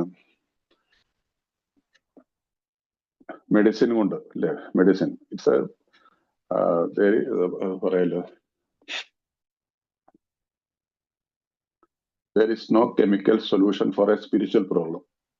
Doctors പറയുന്നത് chemical solutions ആണ്, medicinal solutions ആണ്. But we alcoholics believe in there is no chemical solution for a spiritual problem. നമ്മളുടെ spiritual problem ആണ്. That can be conquered through a spiritual experience only. അവരെ പറയണം കേൾക്കാം. ഒരു പല കാര്യങ്ങളെയും നമുക്ക് ഉൾക്കൊള്ളാവുന്ന ഒത്തിരി കാര്യങ്ങളുണ്ട്, മനസ്സിലായില്ലേ? ഒത്തിരി ഡോക്ടർമാർ ഇപ്പോഴും നമ്മുടെ മലയാളം പത്രങ്ങൾ ഒക്കെ നോക്കിയാൽ ക്ലാസിഫൈഡ് അഡ്വർടൈസ്മെന്റിലൊക്കെ നോക്കിക്കഴിഞ്ഞാൽ ഒരുപാട് ഡോക്ടർമാരുടെ പരസ്യങ്ങൾ ഇപ്പോഴും കാണുന്നില്ല, മദ്യത്തിന് ചികിത്സ എന്നൊക്കെ പറഞ്ഞിട്ട്. അതിന് പോകുന്ന ആൾക്കാരുണ്ട് ഇഷ്ടം പോലെ. കുറച്ച് പേര് കുടിയും നിർത്തി നിൽക്കുന്നുണ്ടാവാം. സ്പിരിച്വൽ എക്സ്പീരിയൻസ് അതല്ലാതെ പള്ളികളിലെ ക്ഷേത്രങ്ങളിലൊക്കെ വഴിപാട് നിർത്തിയിട്ട് ചേർന്നിട്ടൊക്കെ കുടി നിർത്തിയിട്ട് ഉണ്ടാവാം. എത്ര അവരുടെ ലെങ്ത് ഓഫ് സോബറേറ്റി ഒക്കെ നമുക്ക് അറിയാൻ പറ്റത്തില്ല. ഇനി ചിലപ്പോൾ ലോങ് ആയിട്ടുള്ള ഇതുണ്ടാവും. പക്ഷെ എനിക്കിത് അതെല്ലാം സൂട്ട് ചെയ്യുന്നില്ല ആ രീതികളൊന്നും. നമ്മൾ ഇതെല്ലാം പരീക്ഷിച്ച് നോക്കിയതാ. മന്ത്രവാദവും ചെയ്തു നോക്കി, പള്ളിയിൽ പോയി നോയമ്പെടുത്ത് നോക്കി. നോയമ്പ് അവിടെ എടുക്കുന്ന ഒരു 3 ദിവസത്തിൽ കൂടുതൽ എന്നെ കൊണ്ടും നോയമ്പെടുക്കാൻ പറ്റിയിട്ടൊന്നുമില്ല അവസാനത്തെ കാലങ്ങളിൽ. നമ്മൾ വെള്ളടിക്കാതിരിക്കാൻ പറ്റില്ല. പിന്നെ എന്ത് ചെയ്യാൻ? കാരണം എനിക്ക് പറ്റില്ല. കാരണം മദ്യത്തിന് ഞാൻ അടിമയായി പോയിക്കുന്നു. മദ്യമായിരുന്നു എന്റെ യജമാനൻ. Alcohol became my master. അവിടെ ദൈവം ഉണ്ടായിരുന്നില്ല. ആൽക്കഹോളിക്സ് അനോണിമസ് പറയുന്നു അത് ആ ചിന്തയെ മാറ്റുക. ഫ്രം ഹിയർ ഓൺവേർഡ്സ്, ഇനി അങ്ങോട്ടുള്ള ഞങ്ങളുടെ ജീവിതത്തിൽ അദ്ദേഹമാണ് അഥവാ ദൈവമാണ് എന്റെ പ്രിൻസിപ്പൽ, എന്റെ ഡയറക്ടർ, എന്റെ പിതാവ്. ഇനി അങ്ങോട്ടുള്ള ജീവിതത്തിൽ അത് നമ്മുടെ അടുത്ത ചാപ്റ്ററിൽ വരും. ഇത് നമ്മൾ ഈ ആധ്യാത്മികമായിട്ടുള്ള അനുഭവത്തിൽ നമ്മൾ അറിയുന്നതിന് ഇത്ര സിമ്പിൾ അല്ലാതെ ഞാൻ ദൈവത്തെ കണ്ടു അല്ലെങ്കിൽ ദൈവത്തിനോട് അവരവരുടെ ചിന്തകളിൽ അല്ലെങ്കിൽ അവരുടെ ഭാവനയിലൊക്കെ ഏത് വേണമെങ്കിലും ഏത് വിചാരത്തിലും എടുക്കാം. അതിനകത്തൊന്നും നമ്മൾ ആരും പറയുന്നില്ല, ഒരു ബുക്കിലും ഒന്നും അങ്ങനെ പറഞ്ഞിട്ടില്ല. ഏതായാലും ആധ്യാത്മികമായ അനുഭവം, ആ അനുഭവമാണ് നമ്മൾ മുമ്പോട്ട് പോകുമ്പോൾ പടികൾ കൂടി നമുക്ക് ഉണ്ടാവുന്നത്. അപ്പൊ അതുകൊണ്ട് ഇവിടെ അടുത്ത വാക്കിൽ ഇവിടെ നാസ്തികനോ നിരീശ്വരവാദിയോ തിരക്കുണ്ട്. അജ്ഞാവാദിയോ, നാസ്തികൻ എന്ന് പറഞ്ഞാൽ അജ്ഞാവാദിയോ നിരീശ്വരവാദിയാണെന്ന് സ്വയം കരുതുന്ന ഒരാൾക്ക് അത്തരത്തിലുള്ള അനുഭവം അസാധ്യമായിട്ടാണ് കാണുന്നത്, അപ്പൊ ഈ കാണപ്പെടാറുള്ളത്. അപ്പൊ അജ്ഞേയവാദിയായിട്ടും നിരീശ്വരവാദിയായിട്ടും നിൽക്കുന്ന ഒരു മദ്യപാനിയാണെങ്കിൽ ഈ ആത്മീയ അനുഭവം സാധ്യമല്ല.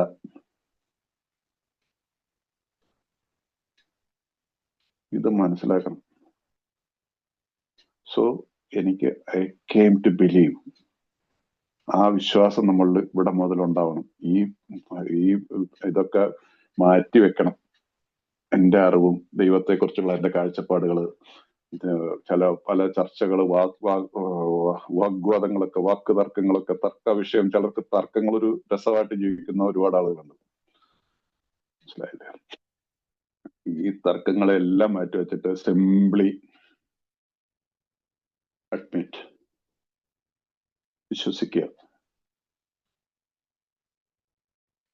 നമ്മൾ ഈ പ്രോഗ്രാമിനെ സ്വീകരിച്ചിട്ടുണ്ടെങ്കിൽ ദെൻ ഒരു ദിവസം ഒരു കാരണവശാലും വെയിറ്റ് ചെയ്യാതെ നിൽക്കുന്നുണ്ട്. കുറെ കഴിഞ്ഞിട്ട് ഞാൻ നോക്കട്ടെ, അല്ലെങ്കിൽ കുറെ കഴിഞ്ഞിട്ട് ഇനി പ്രാർത്ഥിക്കാൻ തുടങ്ങാം. ഇത്രയും നാളൊക്കെ പോയതല്ലേ. അതുകൊണ്ട് ഇനി മദ്യപിക്കുന്നില്ല ഇപ്പോ. 3 മാസമായിട്ട് മദ്യപിച്ചിട്ടില്ല, 6 മാസമായിട്ട് ഞാൻ മദ്യപിച്ചിട്ടില്ല. പിന്നെ എന്തിനാ ഇപ്പൊ കുഴപ്പമില്ലാതെ പോകുന്നുണ്ട്.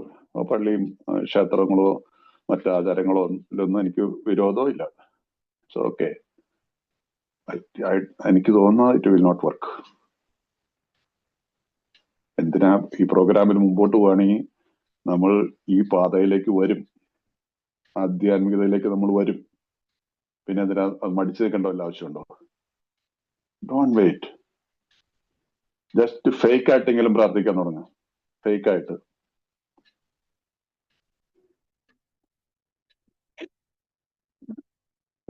പ്രാർത്ഥിക്കുക. ഒരു മനസ്സിൽ യാതൊരു ഭാവമില്ല, ഈശ്വരനെ കുറിച്ചുള്ള ചിന്തയില്ല, പക്ഷെ പ്രാർത്ഥിക്കുകയാണ്, കൈതൊഴുത് നിൽക്കുകയാണ്. 10 ദിവസം കഴിയുമ്പോൾ നിങ്ങൾ 10 ദിവസം പ്രാക്ടീസ് ചെയ്ത് നമുക്ക് 10 ദിവസം പ്രാക്ടീസ് ചെയ്യേണ്ട, ഒരു 3 ദിവസം പ്രാക്ടീസ് ചെയ്താൽ 4-ാമത്തെ ദിവസം ഉള്ളിൽ നിന്ന് ഭഗവാനെ, ദൈവമേ, പടച്ചോനെ എന്നുള്ള ശബ്ദം നമ്മൾ ഉള്ളിൽ നിന്ന് വരും. ആ ഫേക്കിൽ നമ്മൾ സത്യസന്ധതയുണ്ട്. കാരണം എനിക്ക് ഐ കെയിം ടു ബിലീവ്. നമ്മൾ പ്രോഗ്രാമിൽ സാധാരണ പറയാം കെയിം ടു ബിലീവ്. ആ ഇത് അനുഭവത്തിൽ വരും. സോ ഇപ്പോൾ നമ്മുടെ ഗ്രൂപ്പിലോ ഒക്കെ ഇരിക്കുന്നവരിൽ ആരെങ്കിലും റെഗുലർ ആയിട്ട് പ്രാക്ടീസ് ചെയ്യാത്തവര്, പ്രയർ ചെയ്യാത്തവര്, പ്രാർത്ഥിക്കാത്തവര്, പ്ലീസ് ഡു ഇറ്റ്. പ്ലീസ്. സറണ്ടറിൽ കൂടി അല്ലാതെ ആധ്യാത്മികത ആരും എക്സ്പെക്ട് ചെയ്യണ്ട. ഞാൻ പടികളൊക്കെ വായിച്ചു പോവാം ഇങ്ങനെ. Okay, it's okay, there is a power. ഞാൻ അഡ്മിറ്റ് ചെയ്യുന്നു. ദൈവത്തിലേക്ക് എന്റെ ജീവിതത്തെ തിരിച്ചു വിട്ടുന്നു. ഓക്കെ, ദാറ്റ്സ് ഓക്കെ, തിരിച്ചു വിട്ടു. പിന്നെ മുമ്പോട്ട് പോവില്ല. അവിടെ നിൽക്കും. ആ സ്റ്റേജാണ് ഈ അൺക്യൂർഡ് ആൽക്കഹോളിസം, അതായത് ഡ്രൈ ഡ്രങ്ക് സ്റ്റേറ്റിൽ ജീവിക്കും. അടുത്ത 4th സ്റ്റെപ്പിലേക്ക് പോവില്ല. ഞാൻ എഴുതി പറയാം. ഇത്ര കുറച്ച് വർഷത്തെ എന്റെ അനുഭവത്തിൽ പല മെമ്പേഴ്സിനോടും കുറേയേറെ വ്യക്തികളുടെ കൂട്ടത്തില് ഈ പ്രോഗ്രാമിനെ അവരെ സഹായിക്കത്തുണ്ട്. പക്ഷെ ആ സത്യസന്ധതയുടെ ഒറ്റ കാരണം കൊണ്ട് മാത്രം പിന്നീട് ഈ 4th സ്റ്റെപ്പിലേക്ക് ഒന്നും പോകാതെ പിന്നീട് കുറച്ച് കഴിയുമ്പോൾ ഒരു പ്രോഗ്രാമിൽ നിന്നും പോകും. ചിലപ്പോൾ വെള്ളം അടിച്ചെന്ന് വരും. പിന്നെ ഒരറിവും ഉണ്ടാവില്ല അവരെ കുറിച്ചൊന്നും. സോ അത് സംഭവിക്കരുത്. ഉറപ്പായിട്ട് സംഭവിക്കും. അതല്ലെങ്കിൽ ഈ രീതിയിൽ നമ്മളിതിന് ഈ പല നിഷ്ഠകള് അല്ലെ, അനുഷ്ഠാനങ്ങള്, ഇതാണല്ലോ എല്ലാത്തിലും പറയുന്നത്. ഏത് മതത്തിലാണെങ്കിലും പറയും അല്ലെ, അനുഷ്ഠാനങ്ങള്, അതിനെ പ്രാക്ടീസ് ചെയ്യണം. അത് നമ്മുടെ സനാതന ധർമ്മത്തിന്റെ ഭാഷയാണ് അല്ലെ. അനുഷ്ഠാനങ്ങൾ, ഉപാസന, ഇതൊക്കെ ഭാഷയാണ്. നമ്മുടെ ഭാരതത്തിന് അവകാശപ്പെട്ട ഭാഷകളാണ്. അത് തന്നെയാണ് ഈ കമ്മിറ്റ്മെന്റ് ആൻഡ് കൺസിസ്റ്റൻസി. കുറച്ചൊരു തീരുമാനം ഉണ്ടായിരിക്കണം. ഞാൻ പ്രാർത്ഥിക്കാതെ ഞാൻ വീട്ടിൽ നിന്ന് പുറത്തു പോയില്ല. ഞാൻ എഴുന്നേറ്റ് കഴിഞ്ഞാൽ ആദ്യം പ്രാർത്ഥിക്കും. കൂടുതൽ ഒരു പ്രശ്നമില്ല പ്രാർത്ഥിക്കുക. എങ്ങനെയെങ്കിലും പ്രാർത്ഥിച്ചാൽ അത് ഇന്ന രീതിയിൽ പ്രാർത്ഥിക്കണമെന്ന് ഒരു സ്ഥലത്ത് നമ്മളോട് പറയുന്നില്ല അവര്.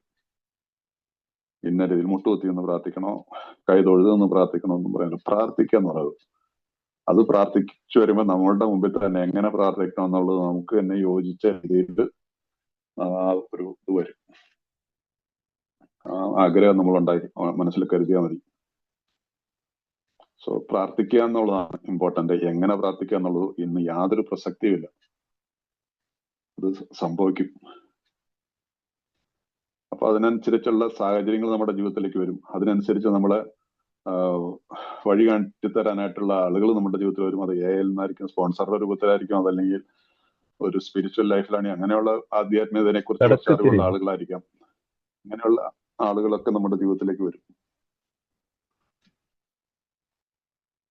അതുകൊണ്ട് ഒട്ടും വെയിറ്റ് ചെയ്യരുത്. ഈ പടികളിലേക്ക് എത്തുന്ന, ഈ 2ാമത്തെ പടിയിലേക്ക് എത്തുമ്പോൾ തീർച്ചയായിട്ടും നമ്മുടെ ജീവിതത്തിൽ പ്രാർത്ഥന എന്നുള്ളൊരു ഒട്ടും മാറ്റിവെക്കാൻ പറ്റാത്ത രീതിയിൽ നമ്മൾ ആരംഭിക്കണം. എന്നും വൈകിട്ട് നമ്മൾ കിടക്കുന്നതിന് മുമ്പ് ഉറങ്ങുന്നതിന് മുമ്പ് ഒന്ന് നന്ദി പറഞ്ഞിട്ട് കിടന്നു. ദൈവമേ ഇന്നത്തെ ദിവസം മദ്യപിച്ചില്ല, വലിയ പ്രശ്നമൊന്നും ഇല്ലാതെയൊക്കെ കിടന്നുപോയി അല്ലെ. പല ഓരോരുത്തരും അതുകൊണ്ട് ഈ ഡെയിലി നമ്മൾ കണക്കെടുപ്പ് നടത്തണം. ഇപ്പോൾ 10ാം പടിയിൽ പറയും continue to take personal inventory എന്ന് പറഞ്ഞിട്ട് 10ാമത്തെ പടി വായിച്ചു പോകുമ്പോൾ പറയും പേഴ്സണൽ ഇൻവെന്ററി അത് ഡിഫറെന്റ് ആണ് അല്ലെ. 10ാമത്തെ പടി സ്വന്തമായ വിലയിരുത്തൽ, സ്വന്തമായിട്ടുള്ള വിലയിരുത്തൽ 10ാമത്തെ പടിയിൽ മാഷന്മാരെ ഇറ്റ്സ് ഓക്കെ. പക്ഷെ ഇന്നത്തെ ദിവസം എന്റെ ജീവിതം കണക്കെടുപ്പ് നടത്തുന്നതിന് കുഴപ്പമില്ല. ആ 10ാമത്തെ പടിയിൽ എത്തുമ്പോഴത്തേക്കൊരു I am a different person. ഇപ്പൊ ഞാൻ തുടങ്ങിയിട്ടുള്ളൂ. നിങ്ങൾ പ്രാക്ടീസ് ചെയ്തോ. ഞാൻ നിങ്ങളോട് ഉറപ്പിച്ചു പറയാം, ഡെയിലി നിങ്ങൾ അന്നത്തെ കണക്കെടുപ്പ് എടുത്തതിന് ശേഷം മാത്രമേ ഉറങ്ങുള്ളൂ. ഒരു മാക്സിമം 2 മിനിറ്റ് മതി. ഇന്നത്തെ ദിവസത്തെ കുറിച്ച് ചിന്തിക്കാൻ എനിക്ക് എവിടെയും തെറ്റ് പറ്റിയോ, ഞാൻ രാവിലെ പ്രാർത്ഥിച്ചോ, ചിലപ്പോൾ മറന്നുപോയി, ചിലപ്പോൾ ഇറ്റ്സ് ഓക്കെ മറന്നുപോയി. പക്ഷെ വൈകുന്നേരം ഞാൻ പ്രാർത്ഥിക്കാണ്, ദൈവം ഇന്ന് രാവിലെ മറന്നുപോയി, ഭഗവാനെ പുറത്തേക്കണേ അല്ലേ. ഒരു പണിഷ്മെന്റ് ഒന്നും വരാൻ പോണില്ല. പക്ഷെ നമ്മൾ അറിഞ്ഞിരിക്കണം, I did A mistake and I accept it. So ദൈവം എന്നോട് ക്ഷമിക്കണമേ. ഞാൻ രാവിലെ ഒന്ന് വൈഫിനോട് ചീത്ത പറഞ്ഞിട്ടോ പോയ, അല്ലെങ്കിൽ അവൾ പിടിച്ചിട്ട് 2 അടി കൊടുത്തിട്ടോ പോയെ. ചിലർ ഭാര്യയൊക്കെ ഉപദ്രവിക്കുന്നവരൊക്കെ കാണും റിക്കവറിയിൽ പോലും. So I have to say sorry. അതിനകത്തൊന്നും അങ്ങനെയുള്ള പ്രവർത്തികൾ ഇതുകൊണ്ട് അല്ലെങ്കിൽ വഴിയിൽ കാണിക്കുന്ന ഒരാളോടാണെങ്കിലും ആവശ്യമില്ലാതെയൊക്കെ നമ്മൾ ചിലപ്പോൾ പഴയ കാലത്തൊക്കെ നമ്മൾ എന്തെങ്കിലുമൊക്കെ പറഞ്ഞ് വഴക്കുകൾ വെച്ചാണ്ട് കൂടെ നമുക്ക് പറയില്ല, ബസ്സിലോ റോഡിൽ യാത്ര ചെയ്യുമ്പോഴോ സ്കൂട്ടറിലോ കാറിലൊക്കെ ആണെങ്കിൽ പോലും ഒരു കടയിൽ കയറി ചെന്നാലും ചിലപ്പോൾ കടയിലും വേണമെങ്കിൽ ചെറിയ നിസ്സാര കാര്യത്തിനൊക്കെ വഴക്കുണ്ടാവുന്ന വഴക്കോ അല്ലെങ്കിൽ തർക്കങ്ങളൊക്കെ ഉണ്ടാവും. നമ്മൾ ചിലപ്പോൾ അവര് തെറ്റായിരിക്കാം, പക്ഷെ എനിക്ക് അവരുടെ തെറ്റിനനുസരിച്ച് റിയാക്ട് ചെയ്യാൻ ആസനയം പറയും എനിക്ക് യാതൊരു അവകാശമില്ല. നീ റിയാക്ട് ചെയ്താൽ പോലും എന്റെ രീതി പഴയ രീതി ആയിരിക്കരുത്. നമുക്കൊരു വേറൊരു വ്യത്യസ്തമായൊരു ഭാഷയുണ്ട്, ആ ഭാഷയെ തന്നെ ജീവിക്കണം. നമുക്ക് വ്യത്യസ്തമായ രീതിയിലുള്ള റിയാക്ട് ചെയ്യുന്ന രീതിയുണ്ട്. ഇതെല്ലാം സംഭവിക്കണമെങ്കിൽ ഈ രീതിയിൽ എന്റെ ദിവസത്തെ ഞാൻ ആരംഭിക്കണം. Start the day with a prayer. നിങ്ങളുടെ ഏത് മതത്തിലായിക്കോട്ടെ ആ മതത്തിനനുസരിച്ച് നമ്മൾ ഓരോരുത്തരും ഓരോരോ പ്രാർത്ഥനകളിൽ ചെറിയൊരു പ്രയറെങ്കിലും ആയിക്കോട്ടെ, എന്തെങ്കിലും ഒരു ഒറ്റ വാക്കെങ്കിലും ആയിക്കോട്ടെ.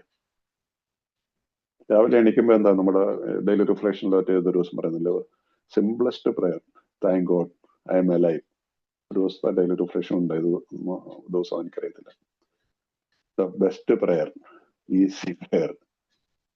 എഴുന്നേറ്റിരുന്നിട്ട് രാവിലെ എഴുന്നേറ്റ് ഇത് കൈ തൂപ്പിയിട്ടൊന്ന് പറയാമോ, thank God I am alive. ദൈവം നന്ദി, ഞാൻ ഇന്ന് ജീവിച്ചിരിക്കുന്നു. ഈ രീതിയിലുള്ള നമ്മൾ മുമ്പോട്ട് പോയി കഴിഞ്ഞാൽ ആ പ്രയർ കുറച്ച് കഴിയുമ്പോൾ ഡെവലപ്പ് ചെയ്ത് വരും. എൻഡ് ഓഫ് ദ ഡേ രാത്രിയിൽ താങ്ക് ഗോഡ്, ഇന്നത്തെ ദിവസം വലിയ പ്രശ്നമില്ലാതെയൊക്കെ കഴിച്ചു കൂട്ടുന്നു, എന്നെ കാത്തു സൂക്ഷിച്ചതിന്, എന്നെ കാത്തതിന്, എന്റെ കുടുംബത്തെ കാത്തതിന് ദൈവത്തിന് നന്ദി. Thank god again. 2 prayer, thank god. രാവിലത്തെ ഫോർ എ ന്യൂ ബിഗിനിങ്, രാത്രിയില് end of the day thank god, no I am going to sleep, ഞാൻ ഉറങ്ങാൻ പോകുന്നു. ഭാര്യയായിട്ട് സന്തോഷകരമായിട്ടുള്ള 2 വർത്തമാനമൊക്കെ പറഞ്ഞ് ഓരോരോ രീതിയിൽ ജീവിച്ചിട്ട് ഉറങ്ങാൻ പോകാൻ പറ്റും അല്ലേ. കിടക്കുന്നതിന് മക്കളുള്ളവരാണെങ്കിൽ അവരുടെ റൂമിൽ പോയിട്ട് പിള്ളേരോട് എന്തെങ്കിലുമൊക്കെ പറഞ്ഞ് സന്തോഷമായിട്ട് ഗുഡ് നൈറ്റ് പറഞ്ഞിട്ട് വന്ന് നമ്മുടെ റൂമിൽ വന്ന് കിടന്ന് ഉറങ്ങാൻ സാധിക്കണം. ഇതൊക്കെ സംഭവിക്കുന്നത് ഈ രീതിയിലുള്ള പ്രവർത്തനത്തിലുള്ള മുമ്പോട്ട് പോയി കഴിഞ്ഞാൽ നമ്മുടെ കുടുംബത്തിലെ എല്ലാവരിലും അതിന്റെ പ്രസരിപ്പ് ഉണ്ടായി വരും സ്ലോലി. ചിലപ്പോ പലപ്പോഴും നമ്മൾ പറയില്ല പിള്ളേരോട് പ്രാർത്ഥിക്കില്ലാന്ന് പറഞ്ഞിട്ട് ഒച്ചെടുത്തിട്ട് പ്രാർത്ഥിക്കാൻ പറയും. അവരിരുന്നുണ്ട് അവരുടേതായിട്ടുള്ള ഒരു ചടങ്ങായിട്ട് പ്രാർത്ഥിക്കാൻ തുടങ്ങും. നോ, ഇത്ര നാള് ഞാൻ മക്കളുടെ കൂട്ടത്തിലും ഭാര്യയുടെ കൂട്ടത്തിലും ഇരുന്ന് പ്രാർത്ഥിച്ചിട്ടില്ല, അതുകൊണ്ട് മടിയാന്ന്. നോ, ബി വിത്ത് ദം. അവരുടെ കൂട്ടത്തിൽ ഇരുന്ന് പ്രാർത്ഥിക്കുക. കുറച്ചു നേരമെങ്കിലും പോയിരുന്നിട്ട് അവരോട് ഇരുന്ന് പ്രാർത്ഥിക്കുക. അങ്ങനെ തുടങ്ങിക്കഴിഞ്ഞാൽ നമ്മൾ മുഴുവനായിട്ടും പിന്നെ പ്രാർത്ഥിക്കാൻ തുടങ്ങും. അപ്പൊ ഞങ്ങളെ സുബോധവാന്മാരൊക്കെ ഞങ്ങളെക്കാൾ വലിയൊരു ശക്തിക്ക് മാത്രം വിശ്വസിക്കുന്ന ആ ശക്തിയിലേക്ക് നമ്മൾ വരണ്ടേ പോയി. ഒരു റിലേഷൻഷിപ്പ് കൂടെ ഉണ്ടാവണ്ടേ. The best and the only way to create a relationship is prayer. അതിനകത്ത് ഒരു പിശുക്കും കാണിച്ചിട്ടൊന്നും കാര്യമില്ല. ഈ എന്തിനാ ഓട്ടം ഓടുന്നത്? ഓടിട്ട് ഉറങ്ങാനായിട്ടും രാവിലെ ഇറങ്ങിയിട്ട് ഓടുന്നതിനോ എന്തിനാ ഒരു പല പല പുതിയതായിട്ടൊക്കെ വരുന്നവരോടൊക്കെ എല്ലാവരോടും ഞാൻ പറയാന്നുള്ളത് എന്നോടും പറഞ്ഞു തന്നിട്ടുണ്ട്. ഞാനും പ്രാർത്ഥിക്കൊന്നുമില്ല തിന്നാളോ, എന്ത് പ്രാർത്ഥിക്കുന്നു? ഒന്നാമത് വെള്ളമടിച്ചിരുന്ന ആൾക്ക് രാവിലെ കൈയും കാലും നിറച്ചിട്ടാണ് എണീക്കുന്നത്. പിന്നെ അതാരെ രാവിലെ ദൈവം എവിടുത്തെ അടിക്കുക എന്നുള്ള രീതിയിലായിട്ട് ആ മനസ്സിലേക്ക് വല്ലതും വരുമോ? അത് കഴിഞ്ഞിട്ട് പിന്നെ പുതിയൊരു ജീവിതത്തിലേക്ക് വന്നു കഴിഞ്ഞ് സത്യസന്ധമായിട്ട് ആഗ്രഹിച്ചു. ആ ക്രേവിങ്ങും ഒബ്സഷനും ഒക്കെ അങ്ങ് എടുക്കപ്പെട്ടു. അതിനുശേഷം പുതിയ ജീവിതത്തിലേക്ക് വന്നപ്പോഴാണ് സ്പോൺസറൊക്കെ എടുത്ത് അല്ലെങ്കിൽ മീറ്റിങ്ങിലൊക്കെ ഇങ്ങനെ ഇതുപോലെ പറയുമ്പോഴേ എവിടുന്ന് പ്രയർ. പക്ഷെ എന്നെ ഒരു സ്പോൺസർ എടുത്തതിന് ശേഷം പുള്ളി ഇതിനെക്കുറിച്ച് പറഞ്ഞു. അല്ലാതെ എന്തിനെ ഓടിയിട്ടെന്താ കാര്യമുള്ളത്? അതിന്റെ ഇത്ര സമയം വേണ്ടേ? It took only 2 minutes 3 minutes. അത് സ്ലോലി 2 5 10 മിനിറ്റ് അത് എത്ര ഇതിനൊന്നും ഉണ്ടല്ലോ. 1 minute പോലും വേണ്ട അല്ലേ? Thank God I am alive. രാവിലെ എണീറ്റ് അത്രയും പറഞ്ഞ് തുടങ്ങിയാൽ മതി. പ്ലീസ് പ്ലീസ് നിങ്ങൾ പ്രാക്ടീസ് ചെയ്യുക. ചെയ്യാത്തവർ അതിനകത്ത് മടി കാണിക്കേണ്ട. ഞാൻ എത്ര നാളും പ്രാർത്ഥിച്ചില്ല. ഞാൻ എന്റെ മനസ്സിൽ വന്നിട്ട് എന്തിനെ എങ്ങനെ പ്രാർത്ഥിക്കണം? എന്താന്ന് എന്റെ കുഞ്ഞുങ്ങള് 7 വയസ്സും 3.5 വയസ്സുള്ളൂ. മോൾക്ക് 3.5 വയസ്സ്, മോന് 7 വയസ്സുമായി. അവരവിടെ ഇരുന്ന് പ്രാർത്ഥിക്കുന്നു. നമ്മൾ നമ്മുടെ മുറിയിൽ നിന്ന് തീർട്ടുമലിച്ച് അന്ന് തീർട്ടുമലിയിരുന്നു പോച്ചുകൊണ്ടിരിക്കുകയാണ്. റൂമിൽ വെച്ച് പോകാം. അപ്പുറത്തിരുന്നവരിന്ന് പ്രാർത്ഥിക്കും. ആ വ്യക്തി കുറച്ച് ഒരു പ്രാർത്ഥിക്കാതിരുന്ന ഒരു വ്യക്തി റിക്കവറിയിൽ വന്നതിന് ശേഷം പ്രാർത്ഥിക്കാൻ പറഞ്ഞപ്പോ എന്തോ ഒരു മടി പോലെയാ, പ്രാർത്ഥിക്കാൻ മടിയാ. എന്നിട്ട് ഞാൻ 2ാം പടി പ്രാക്ടീസ് ചെയ്യുക. 1ാമത്തെ പടിയിൽ ഞാൻ അഡ്മിറ്റും ചെയ്തു. തന്നെ 2ാമത്തെ പടിയിലേക്കും വന്നിരിക്കുന്നു. പക്ഷെ പ്രാർത്ഥിക്കാൻ ഇത്ര നാളും എങ്ങനെ പ്രാർത്ഥിക്കണേ? മറ്റുള്ളവർ എന്ത് വിചാരിക്കും? കുടുംബത്തിലുള്ളവർ എന്ത് വിചാരിക്കാനാ? അവരിൽ എന്ത് മാറ്റം ഉണ്ടാവുന്ന? ഞാൻ അവരുടെ കൂട്ടത്തിലായി പോയിരുന്നിട്ട് അവരുടെ കൂട്ടത്തിൽ പ്രാർത്ഥിക്കാൻ തുടങ്ങി. സോ ഇന്നും പ്രാർത്ഥിക്കുന്നുണ്ട്. ഇന്നിപ്പോ ഈ സമയത്ത് എന്റെ വീട്ടില് പ്രാർത്ഥിച്ച് ഒരു റൂമിൽ നിന്ന് പ്രാർത്ഥിക്കുന്നു. അല്ലെങ്കിൽ ആ സമയത്ത് എനിക്ക് വേറെ മീറ്റിംഗ് ഇല്ലാത്ത സമയമല്ലേ, ജ്വാലയിലുള്ള സമയത്ത് എന്റെ പ്രയറിന്റെ ടൈം മിസ് ആവത്തുള്ളൂ. എന്നാലും ഞാൻ രാത്രി പ്രാർത്ഥിക്കും. So please do it. ഏത് മതത്തിലുള്ളവരായിക്കോട്ടെ. അല്ലാതെ 2ാമത്തെ പടിയെ നമ്മൾ ഇത് പോയിട്ടുണ്ടെങ്കിൽ it's A waste of time. നിങ്ങൾക്ക് ഏത് രീതിയിൽ വേണം എടുക്കാട്ടോ. ഞാൻ ഇത്തിരി ഇതായിട്ട് പറയുന്നുണ്ടെങ്കിൽ അതിനെ നിങ്ങൾ തെറ്റായിട്ട് കാണരുത്. എന്റെ അനുഭവത്തിൽ നിന്ന് പറയുന്നതാണ്. ഇതില്ലാതെ ഞാൻ നോക്കി ട്രൈ ചെയ്തിട്ടുണ്ട്. എന്തിനാ പ്രാർത്ഥന? It will not work. ഈ അടുത്ത പടിയിൽ വരുമ്പോ അവര് നമ്മളോട് പറയുന്നത് 3ാമത്തെ പടിയുടെ പ്രാർത്ഥനയൊക്കെ പറയുമ്പോ അന്നേരം വിളിക്കേണ്ടത് നമുക്ക്. അന്നേരം വിളിക്കണമെങ്കിൽ പിന്നെ ഇപ്പോഴെ വിളിച്ചുകൂടെ? എന്തിനാ നാളത്തേക്ക് ഒന്ന് 3ാമത്തെ പടിയിൽ വരുമ്പോ 3ാമത്തെ പടി ചുമ്മാ മനസ്സിലിങ്ങനെ ബുക്കിൽ വായിച്ചു പോയാൽ പോരാ. ദൈവമേ, അങ്ങ് ആഗ്രഹിക്കുന്ന പോലെ എന്നെ പ്രവർത്തിക്കുന്നതിനും എന്നെ സൃഷ്ടിച്ചെടുക്കുന്നതിനും ഞാൻ എന്നെ തന്നെ അങ്ങേക്ക് സമർപ്പിക്കുന്നു. ദൈവമേ എന്ന് 3ാമത്തെ പടിയിൽ വിളിക്കുന്നു. പിന്നെ ഇപ്പോഴേ അങ്ങ് വിളിച്ചാൽ എന്താ കുഴപ്പം പോയി? ഇത് കടലാസിൽ ബുക്കിൽ നോക്കി വായിക്കുന്നതല്ലല്ലോ 3ാമത്തെ പടിയുടെ പ്രാർത്ഥന. എന്തിനാ മൗനമായിട്ടിരുന്ന് വായിക്കുന്നത്? ഈ ഒരു പ്രയർ ഡെയിലി പ്രാക്ടീസ് ചെയ്ത് രാവിലെ എണീക്കുമ്പോ ഈ 3ാമത്തെ പടിയുടെ പ്രാർത്ഥന മനസ്സിൽ നമ്മൾ ഉച്ചത്തിൽ പറഞ്ഞു പ്രാർത്ഥിച്ച് മനസ്സിൽ പ്രാർത്ഥിച്ച് പ്രാർത്ഥനയായിട്ട് വായിക്കും. അല്ലാതെ കുറച്ച് വാക്കുകൾ വായിക്കുന്ന രീതിയിൽ വായിച്ചിട്ട് കാര്യമില്ല. അവിടെ ദൈവമേന്ന് പറഞ്ഞിട്ടാ തുടങ്ങണേ ആ പ്രാർത്ഥന തുടങ്ങുന്നത്. എല്ലാ പടികളിലും 4ാമത്തെ പടിയിലും ഒക്കെ പ്രയർ ഉണ്ട്. അതായത് 3ാമത്തെ പടിയിൽ മാത്രമൊന്നല്ല പ്രയർ ഉള്ളത്. 4ാമത്തെ പടിയിൽ പ്രയർ ഉണ്ട്, 5ാമത്തെ പടിയിൽ പ്രയർ ഉണ്ട്, 7ാമത്തെ പടിയിൽ പ്രയർ ഉണ്ട്. 7ാമത്തെ പടിയിൽ വരുമ്പോഴും എന്റെ ദൈവമേ, അല്ലേ, എന്റെ ദൈവമേ. അപ്പൊ പിന്നെ ഇത് 7ാമത്തെ പടിയിൽ വരുമ്പോഴത്തേക്കും അടുത്ത ചാപ്റ്ററിലാണല്ലേ ഇതെങ്ങനെ പ്രവർത്തിക്കുന്ന കഴിഞ്ഞിട്ട് എന്താണ് പ്രവൃത്തി പദം ഇൻടു ആക്ഷനിൽ വരുമ്പോഴും ദൈവമേ വിളിക്കണമെങ്കിൽ എന്റെ ചങ്ങാതിമാരെ ഇപ്പോഴേയും വിളിച്ചുകൂടെ? ഒരു കൊച്ചു കുട്ടിയാണ് നമ്മളെല്ലാവരും, കൊച്ചു മക്കളാണ് ദൈവത്തിന്റെ. അല്ലാതെ എന്റെ 30 വയസ്സായി 38 വയസ്സായി 56 വയസ്സായതുകൊണ്ട് ഇനിയിപ്പോ no, it will not work.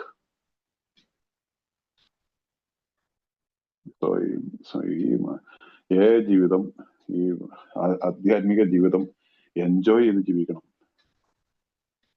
കഴിഞ്ഞ കാലങ്ങളുടെ ഭൂതകാലത്തിലുള്ള അതിനകത്തൊക്കെ വെച്ചുകൊണ്ടൊന്നും ജീവിച്ചിട്ടും കാര്യമൊന്നുമില്ല. അതുകൊണ്ട് ഏറ്റവും നമ്മൾ പറയുന്നില്ല easy does it keep it simple, ഈ ഇതിന്റെയൊക്കെ മെസ്സേജിൽ നിന്നും ഈ ഭാഗത്തൊക്കെ വെച്ചുകൊണ്ടാണ് നമ്മൾ മനസ്സിലാക്കേണ്ടത്. ഒരുപാട് സീരിയസ് ആയിട്ട് ഇങ്ങനെ പ്രാർത്ഥിക്കുന്നതാണോ, ഗീത എടുത്ത് വായിക്കണോ, രാമായണം എടുത്ത് വായിക്കണോ, ബൈബിൾ എടുത്തിട്ട് അതിനകത്ത് എടുത്ത് വായിക്കണോ, ഇതൊക്കെ വായിച്ചോളും, സാവകാശം എല്ലാവരും വായിക്കും ഈ രീതിയിൽ നമ്മൾ മുമ്പോട്ട് പോയാൽ. കാരണം അത് ഇറ്റ്സ് ബിക്കെയിം ഇൻട്രസ്റ്റിംഗ്, നമ്മുടെ ജീവിതം ഇൻട്രസ്റ്റിംഗ് ആയിട്ട് മാറണം. അപ്പൊ ക്രിസ്ത്യാനിയായി ബൈബിൾ എടുത്ത് വായിക്കാൻ തുടങ്ങും. ഹിന്ദുവാണ് ഈ ഗീത, ഏത് എത്രയോ ബുക്കുകളല്ലേ ഹിന്ദുയിസത്തിലുള്ള അത്തരം ബുക്ക് ഒരു മതത്തിനില്ലല്ലോ. ഇസ്ലാമിലുള്ളവർ ഖുറാൻ എടുത്ത് വായിക്കാൻ തുടങ്ങും. ഇതെല്ലാം വചനങ്ങൾ ഒരേ കാര്യമാണ് പറയുന്നത്. അപ്പൊ നമ്മുടെ കേരളത്തില് ജനിച്ച അവതാരമല്ലേ നാരായണ ഗുരുവിന്റെ ഏതെങ്കിലും ഒരു ടെക്സ്റ്റ് വായിച്ച് പഠിച്ചാൽ മതി, ജീവിതം സഫലമാവും. ശങ്കരാചാര്യർ നമ്മുടെ നാട്ടിൽ ജനിച്ചു ആണല്ലോ, വിശ്വാസം അല്ലാതെ ആണല്ലോ. ഒരു കൃതി വായിച്ചാൽ മതി. ഇത്രയും സമ്പന്നമായിട്ടുള്ളൊരു ഇതുള്ള വേറെ ഒരു മതത്തിനുമില്ല ഇത്രയില്ല. പക്ഷെ ഇതിനെല്ലാം വായിച്ചു വരുമ്പോൾ നമുക്ക് പറയും ഇതെല്ലാം മറ്റു മതങ്ങളിലുള്ള വിശുദ്ധ ഖുറാനിലാണെങ്കിലും ബൈബിളിലാണെങ്കിലുള്ള അർത്ഥങ്ങൾ ഇതെല്ലാം ഒന്ന് തന്നെ, അല്ലാതെ വേറെ ഒരു ഡിഫറെന്റ് മെസ്സേജസ് ഒന്നുമില്ല. സോ അതുകൊണ്ട് നമ്മള് നാളെ പ്രാർത്ഥിക്കാന്ന് പറയുന്നത്, ഡു ഇറ്റ് ടുഡേ, ഇന്ന് മുതൽ പ്രാർത്ഥിക്കാം. ഇന്ന് ഇതുവരെ പ്രാർത്ഥിക്കാതിരിക്കട്ടെ, ഇന്ന് ഇതിനകത്തോടെ പ്രാർത്ഥിക്കാത്തവരോട് ഞാൻ അപേക്ഷിച്ചു പറയാം, ഇന്ന് രാത്രി കിടക്കുന്ന മുമ്പ് ഒന്ന് പ്രാർത്ഥിച്ചിട്ട് കിടന്നേ, നാളെ രാവിലെ ഞാൻ പ്രാർത്ഥിക്കുന്നുള്ള ഒരു തീരുമാനത്തോട് കിടന്നേ. ഇതൊരു നല്ലൊരു തുടക്കമായിരിക്കും. ഒരു ദിവസം പോലും മുടങ്ങാതെ പിന്നീട് തനിയെ നമുക്ക് പ്രാർത്ഥിക്കാൻ തുടങ്ങും. ഇനി മറന്നുപോയിട്ട് ചിലപ്പോൾ കിടന്നു കഴിഞ്ഞാൽ നമ്മൾ എണീറ്റിരുന്നിട്ട് പ്രാർത്ഥിക്കും. ദീർഘമായിട്ടുള്ള പ്രാർത്ഥന ഇല്ലാത്ത ഒരാളാണെങ്കിൽ കടന്നുപോയിട്ട് ഇനി താമസിച്ചു വന്നിട്ടാൽ പോലും താമസിച്ചാണ് വരുന്നത്. 11 മണിയായി, ചപ്പാടൊക്കെ വെച്ചിട്ട് വേഗം കയറി കിടക്കാൻ നോക്കുന്നതിന് മുമ്പ് ഒന്ന് പ്രാർത്ഥിച്ചിട്ട് കിടന്നു നോക്കി. ചെറിയൊരു വാക്കുകൾ മതി, ചെറിയ ഏതാനും വാക്കുകൾ മതി, അവരവരുടെ ഇഷ്ടത്തിനനുസരിച്ചുള്ള വാക്കുകൾ മതി. വളരെ ഇൻട്രസ്റ്റിംഗ് ആയിട്ടുള്ള ഒരു ജീവിതമായിട്ട് മാറും. ഇൻട്രസ്റ്റിംഗ് എന്നുള്ള വാക്കൊന്നും അല്ല അതിന് പറയുന്നത്, അതൊരു അനുഭവിച്ചറിയേണ്ട ഒരു ഇതാണ്. ചില അനുഭവങ്ങൾക്ക് നമുക്ക് വാക്കുകൾക്ക് അതീതമാണ്.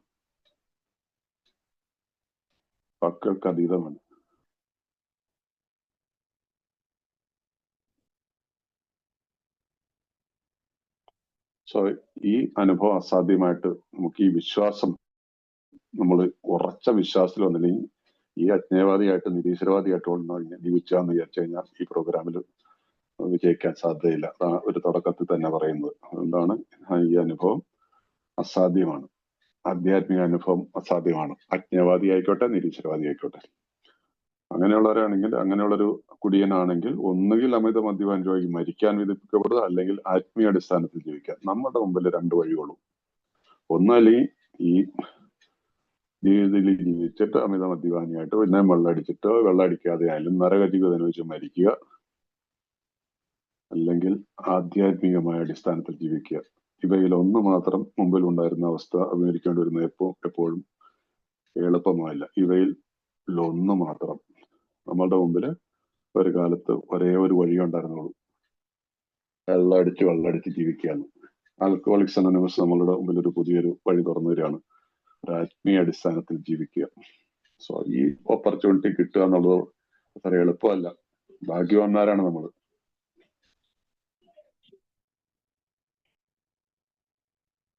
അപ്പൊ അതുകൊണ്ട് ഈ അടുത്ത വാചകത്തിലും ഈ ആരംഭകാലത്തെ ഞങ്ങളുടെ കൂട്ടായ്മയിൽ പകുതിയോളം പേർ ശരിക്കും ഈ രീതിയിലുള്ളവരായിരുന്നു പറഞ്ഞാൽ അഗ്നോസ്റ്റിക്കുകളായിരുന്നു.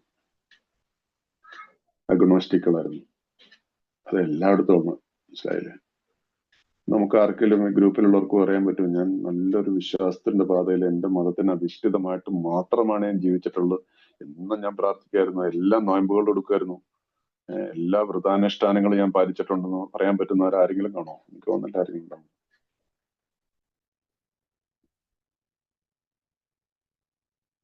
സോ അഗ്നോസ്റ്റിക്കുകളാണ് സാധാരണ ഒരു ഇതിൽ പറഞ്ഞു കഴിഞ്ഞാൽ. പേര് എൻ്റെ അച്ഛൻ ക്രിസ്ത്യാനി ആയതുകൊണ്ട്, എൻ്റെ അച്ഛനും അമ്മയും ക്രിസ്ത്യാനി ആയിരുന്നു, അതുകൊണ്ട് ഞാനും ക്രിസ്ത്യാനിയായി. പേര് ക്രിസ്ത്യൻ മതമുള്ള പേരിട്ടു, അതുകൊണ്ട് ഞാൻ ക്രിസ്ത്യാനിയായി. അതുകൊണ്ട് തന്നെ തിരിച്ചറിയാൻ പറ്റും. പേര് കേൾക്കും പറയാൻ he is A Christian.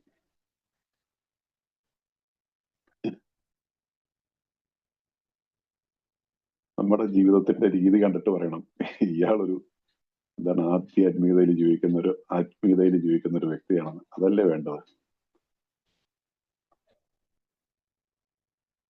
Anyway അതൊക്കെ ഒരു തർക്ക വിഷയത്തിലേക്കൊക്കെ പോകുന്നതുകൊണ്ട് അതിപ്പത്തേക്ക് ഏതായാലും നമുക്ക് അവര് പറയുന്നത് ഈ ഇതേ പേജിൽ തന്നെ പറയുന്നുണ്ട്. പക്ഷെ ആത്മീയ അടിസ്ഥാനത്തിലുള്ള ഒരു ജീവിതം പടുത്തുയർത്തി പറ്റൂ, അല്ലെങ്കിൽ അപകടമാണ് എന്ന വസ്തുത അഭിമുഖീകരിക്കേണ്ടി വന്നു.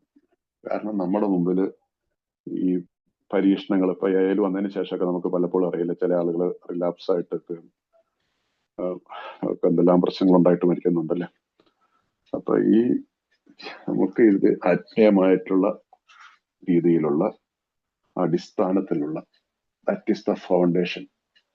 ആ ഹോണസ്റ്റിയിൽ അടിസ്ഥാനപ്പെട്ടുകൊണ്ടുള്ള ആ രീതിയിലേക്ക് വരുമ്പോൾ നമ്മൾ ഈ ആത്മീയതയുടെ ആ ട്രാക്കിലേക്ക് വരും, അല്ലെങ്കിൽ അപകടമാണ് എന്ന വസ്തുത നമുക്ക് അഭിമുഖീകരിക്കേണ്ടി വന്നു. നമ്മുടെ മുമ്പിലും പല എല്ലാം നമുക്ക് ഏതെങ്കിലും ഫിസിക്കൽ ഇപ്പൊ സൂം മീറ്റിംഗ്സ് ഒന്നും ഒരു കൂട്ടായ്മ എന്ന് പറയാൻ പറ്റത്തില്ല. അതൊരു നമുക്കിപ്പോഴുള്ള ടെക്നോളജിയുടെ ഇതുകൊണ്ട് നമ്മൾ ചെയ്യുന്നു. അതർവൈസ് ഫിസിക്കൽ മീറ്റിങ്ങുകളാണല്ലോ ഗ്രൂപ്പുകളായിട്ട് പറയാൻ പറ്റുള്ളൂ. ആണ്, അത് തന്നെയാണ്. പക്ഷെ ഇതിനകത്തൊരു തർക്കമോ എക്സ്പ്ലനേഷൻ ഒന്നുമില്ല. ഏതായാലും ഒരു ആ ഭാഗത്തേക്ക് ഞാൻ പോകുന്നില്ല. അപ്പൊ അതുകൊണ്ട് ഇതൊരു നമുക്ക് പല ആളുകൾക്ക് ഫിസിക്കൽ മീറ്റിങ്ങുകൾക്ക് പോകാനുള്ള സൗകര്യങ്ങളുള്ളവരുണ്ട്, ചില ആളുകളുടെ കുട്ടി സമാപം അങ്ങനെ വന്നപ്പോ ഈ ടെക്നോളജി വന്നപ്പോൾ നമുക്ക് ഈ സൂം മീറ്റിംഗ്സ് കുറച്ച് ഇതുണ്ട്. പക്ഷെ ഇതിന് നമ്മുടെ GSO ലെവലിലൊന്നും ഇതിനൊരു അംഗീകാരമില്ലാത്തൊരു ഇതാണ്, മനസ്സിലായില്ല. കാരണം നമുക്കിപ്പോ ഇതിനകത്ത് ഇപ്പൊ ജ്വാലയ്ക്ക് ഒരു ഡെലിഗേറ്റ് ഉണ്ടോ GSOയിലേക്ക് പോകാനായിട്ട്? ഇല്ല, ഒരു ഗ്രൂപ്പിനും ഇല്ല. ഞാൻ മുംബൈയിലുള്ള ഗ്രൂപ്പിലാണ്, ഞാൻ എന്റെ ഹോം ഗ്രൂപ്പ് മുംബൈയിൽ നിന്നുള്ള ഓൺലൈൻ ഗ്രൂപ്പ്. ഡൽഹിയിലാണെങ്കിലും മുംബൈയിൽ തുടങ്ങി വെച്ച ഗ്രൂപ്പ് മുംബൈയിൽ നിന്നുള്ള പക്ഷെ കാരണം മുംബൈയിലുള്ള ആളുകളാണ് അത് തുടങ്ങിയത്. അപ്പൊ അതിനകത്താണെങ്കിലും നമുക്ക് അതിന് ഡെലിഗേഷനോ റെപ്രസെന്റേഷനോ ഒന്നുമില്ല. നമ്മൾ കോൺട്രിബ്യൂട്ട് ചെയ്യാറുണ്ട്, പൈസ കൊടുക്കാറുണ്ട്. നമുക്ക് കിറ്റിയിൽ വരുന്ന പൈസയുടെ ഒരു ഭാഗം നമ്മൾ എല്ലാ മാസവും അല്ലെങ്കിൽ 2 മാസം കൂടുമ്പോഴെങ്കിലും കഴിഞ്ഞ ബിസിനസ് മീറ്റിംഗ് കഴിഞ്ഞപ്പോൾ നമ്മൾ 30,000 രൂപ ഞങ്ങൾ GSOയ്ക്ക് കൊടുത്തു. കിറ്റിയിൽ 62,000 രൂപ ഉണ്ടായിരുന്നു.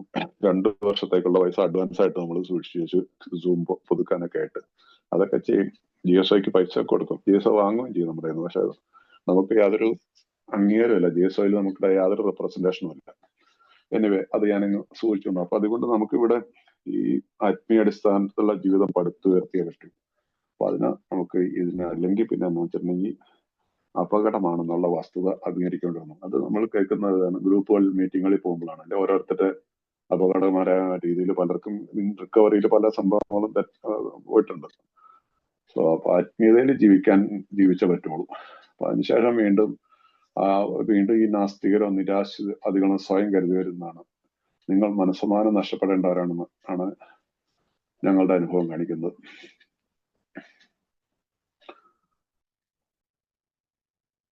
അപ്പൊ അതുകൊണ്ട് ഈ അഭിമുഖീകരിക്കേണ്ട പ്രശ്നം വന്നതിന് ശേഷം അതിന്റെ കണ്ടിന്യൂസ് ആയിട്ടൊന്ന് വായിച്ചു അപ്പൊ നല്ലൊരു വാക്കുകളാണ്. ഒരുപക്ഷെ നിങ്ങൾക്ക് ആ വഴി മാത്രമായിരിക്കുള്ളത്, എന്നാൽ ഉന്മേഷവാന്മാരായി സമാധാനിക്കൂ. ഞങ്ങൾ പകുതി പേരും നാസ്തികരോ നിരീശ്വരോ ആണെന്ന് സ്വയം കരുതിയിരുന്നതാണ്. നിങ്ങൾ മനസ്സമാനം നഷ്ടപ്പെടേണ്ടവരാണെന്നാണ് ഞങ്ങളുടെ അനുഭവം കാണിക്കുന്നത്. സോ ഈ രീതിയിൽ ജീവിക്കേണ്ട യാതൊരു ആവശ്യമില്ല. നമുക്കൊരു ആത്മീയമായ അടിസ്ഥാനത്തിൽ ജീവിക്കുക. ഈ നിരീശ്വരവാദവും ആത്മീയവാദവും പേരിനൊക്കെ ഞങ്ങളുടെ ക്രിസ്ത്യാനികളിൽ പറയും നാമധേയ ക്രിസ്ത്യാനി എന്ന് പറയും, മനസ്സിലായില്ലേ? ഒത്തിരി ഞങ്ങളുടെ പള്ളികളുടെ ഇടവകളിലൊക്കെ ഉണ്ട്.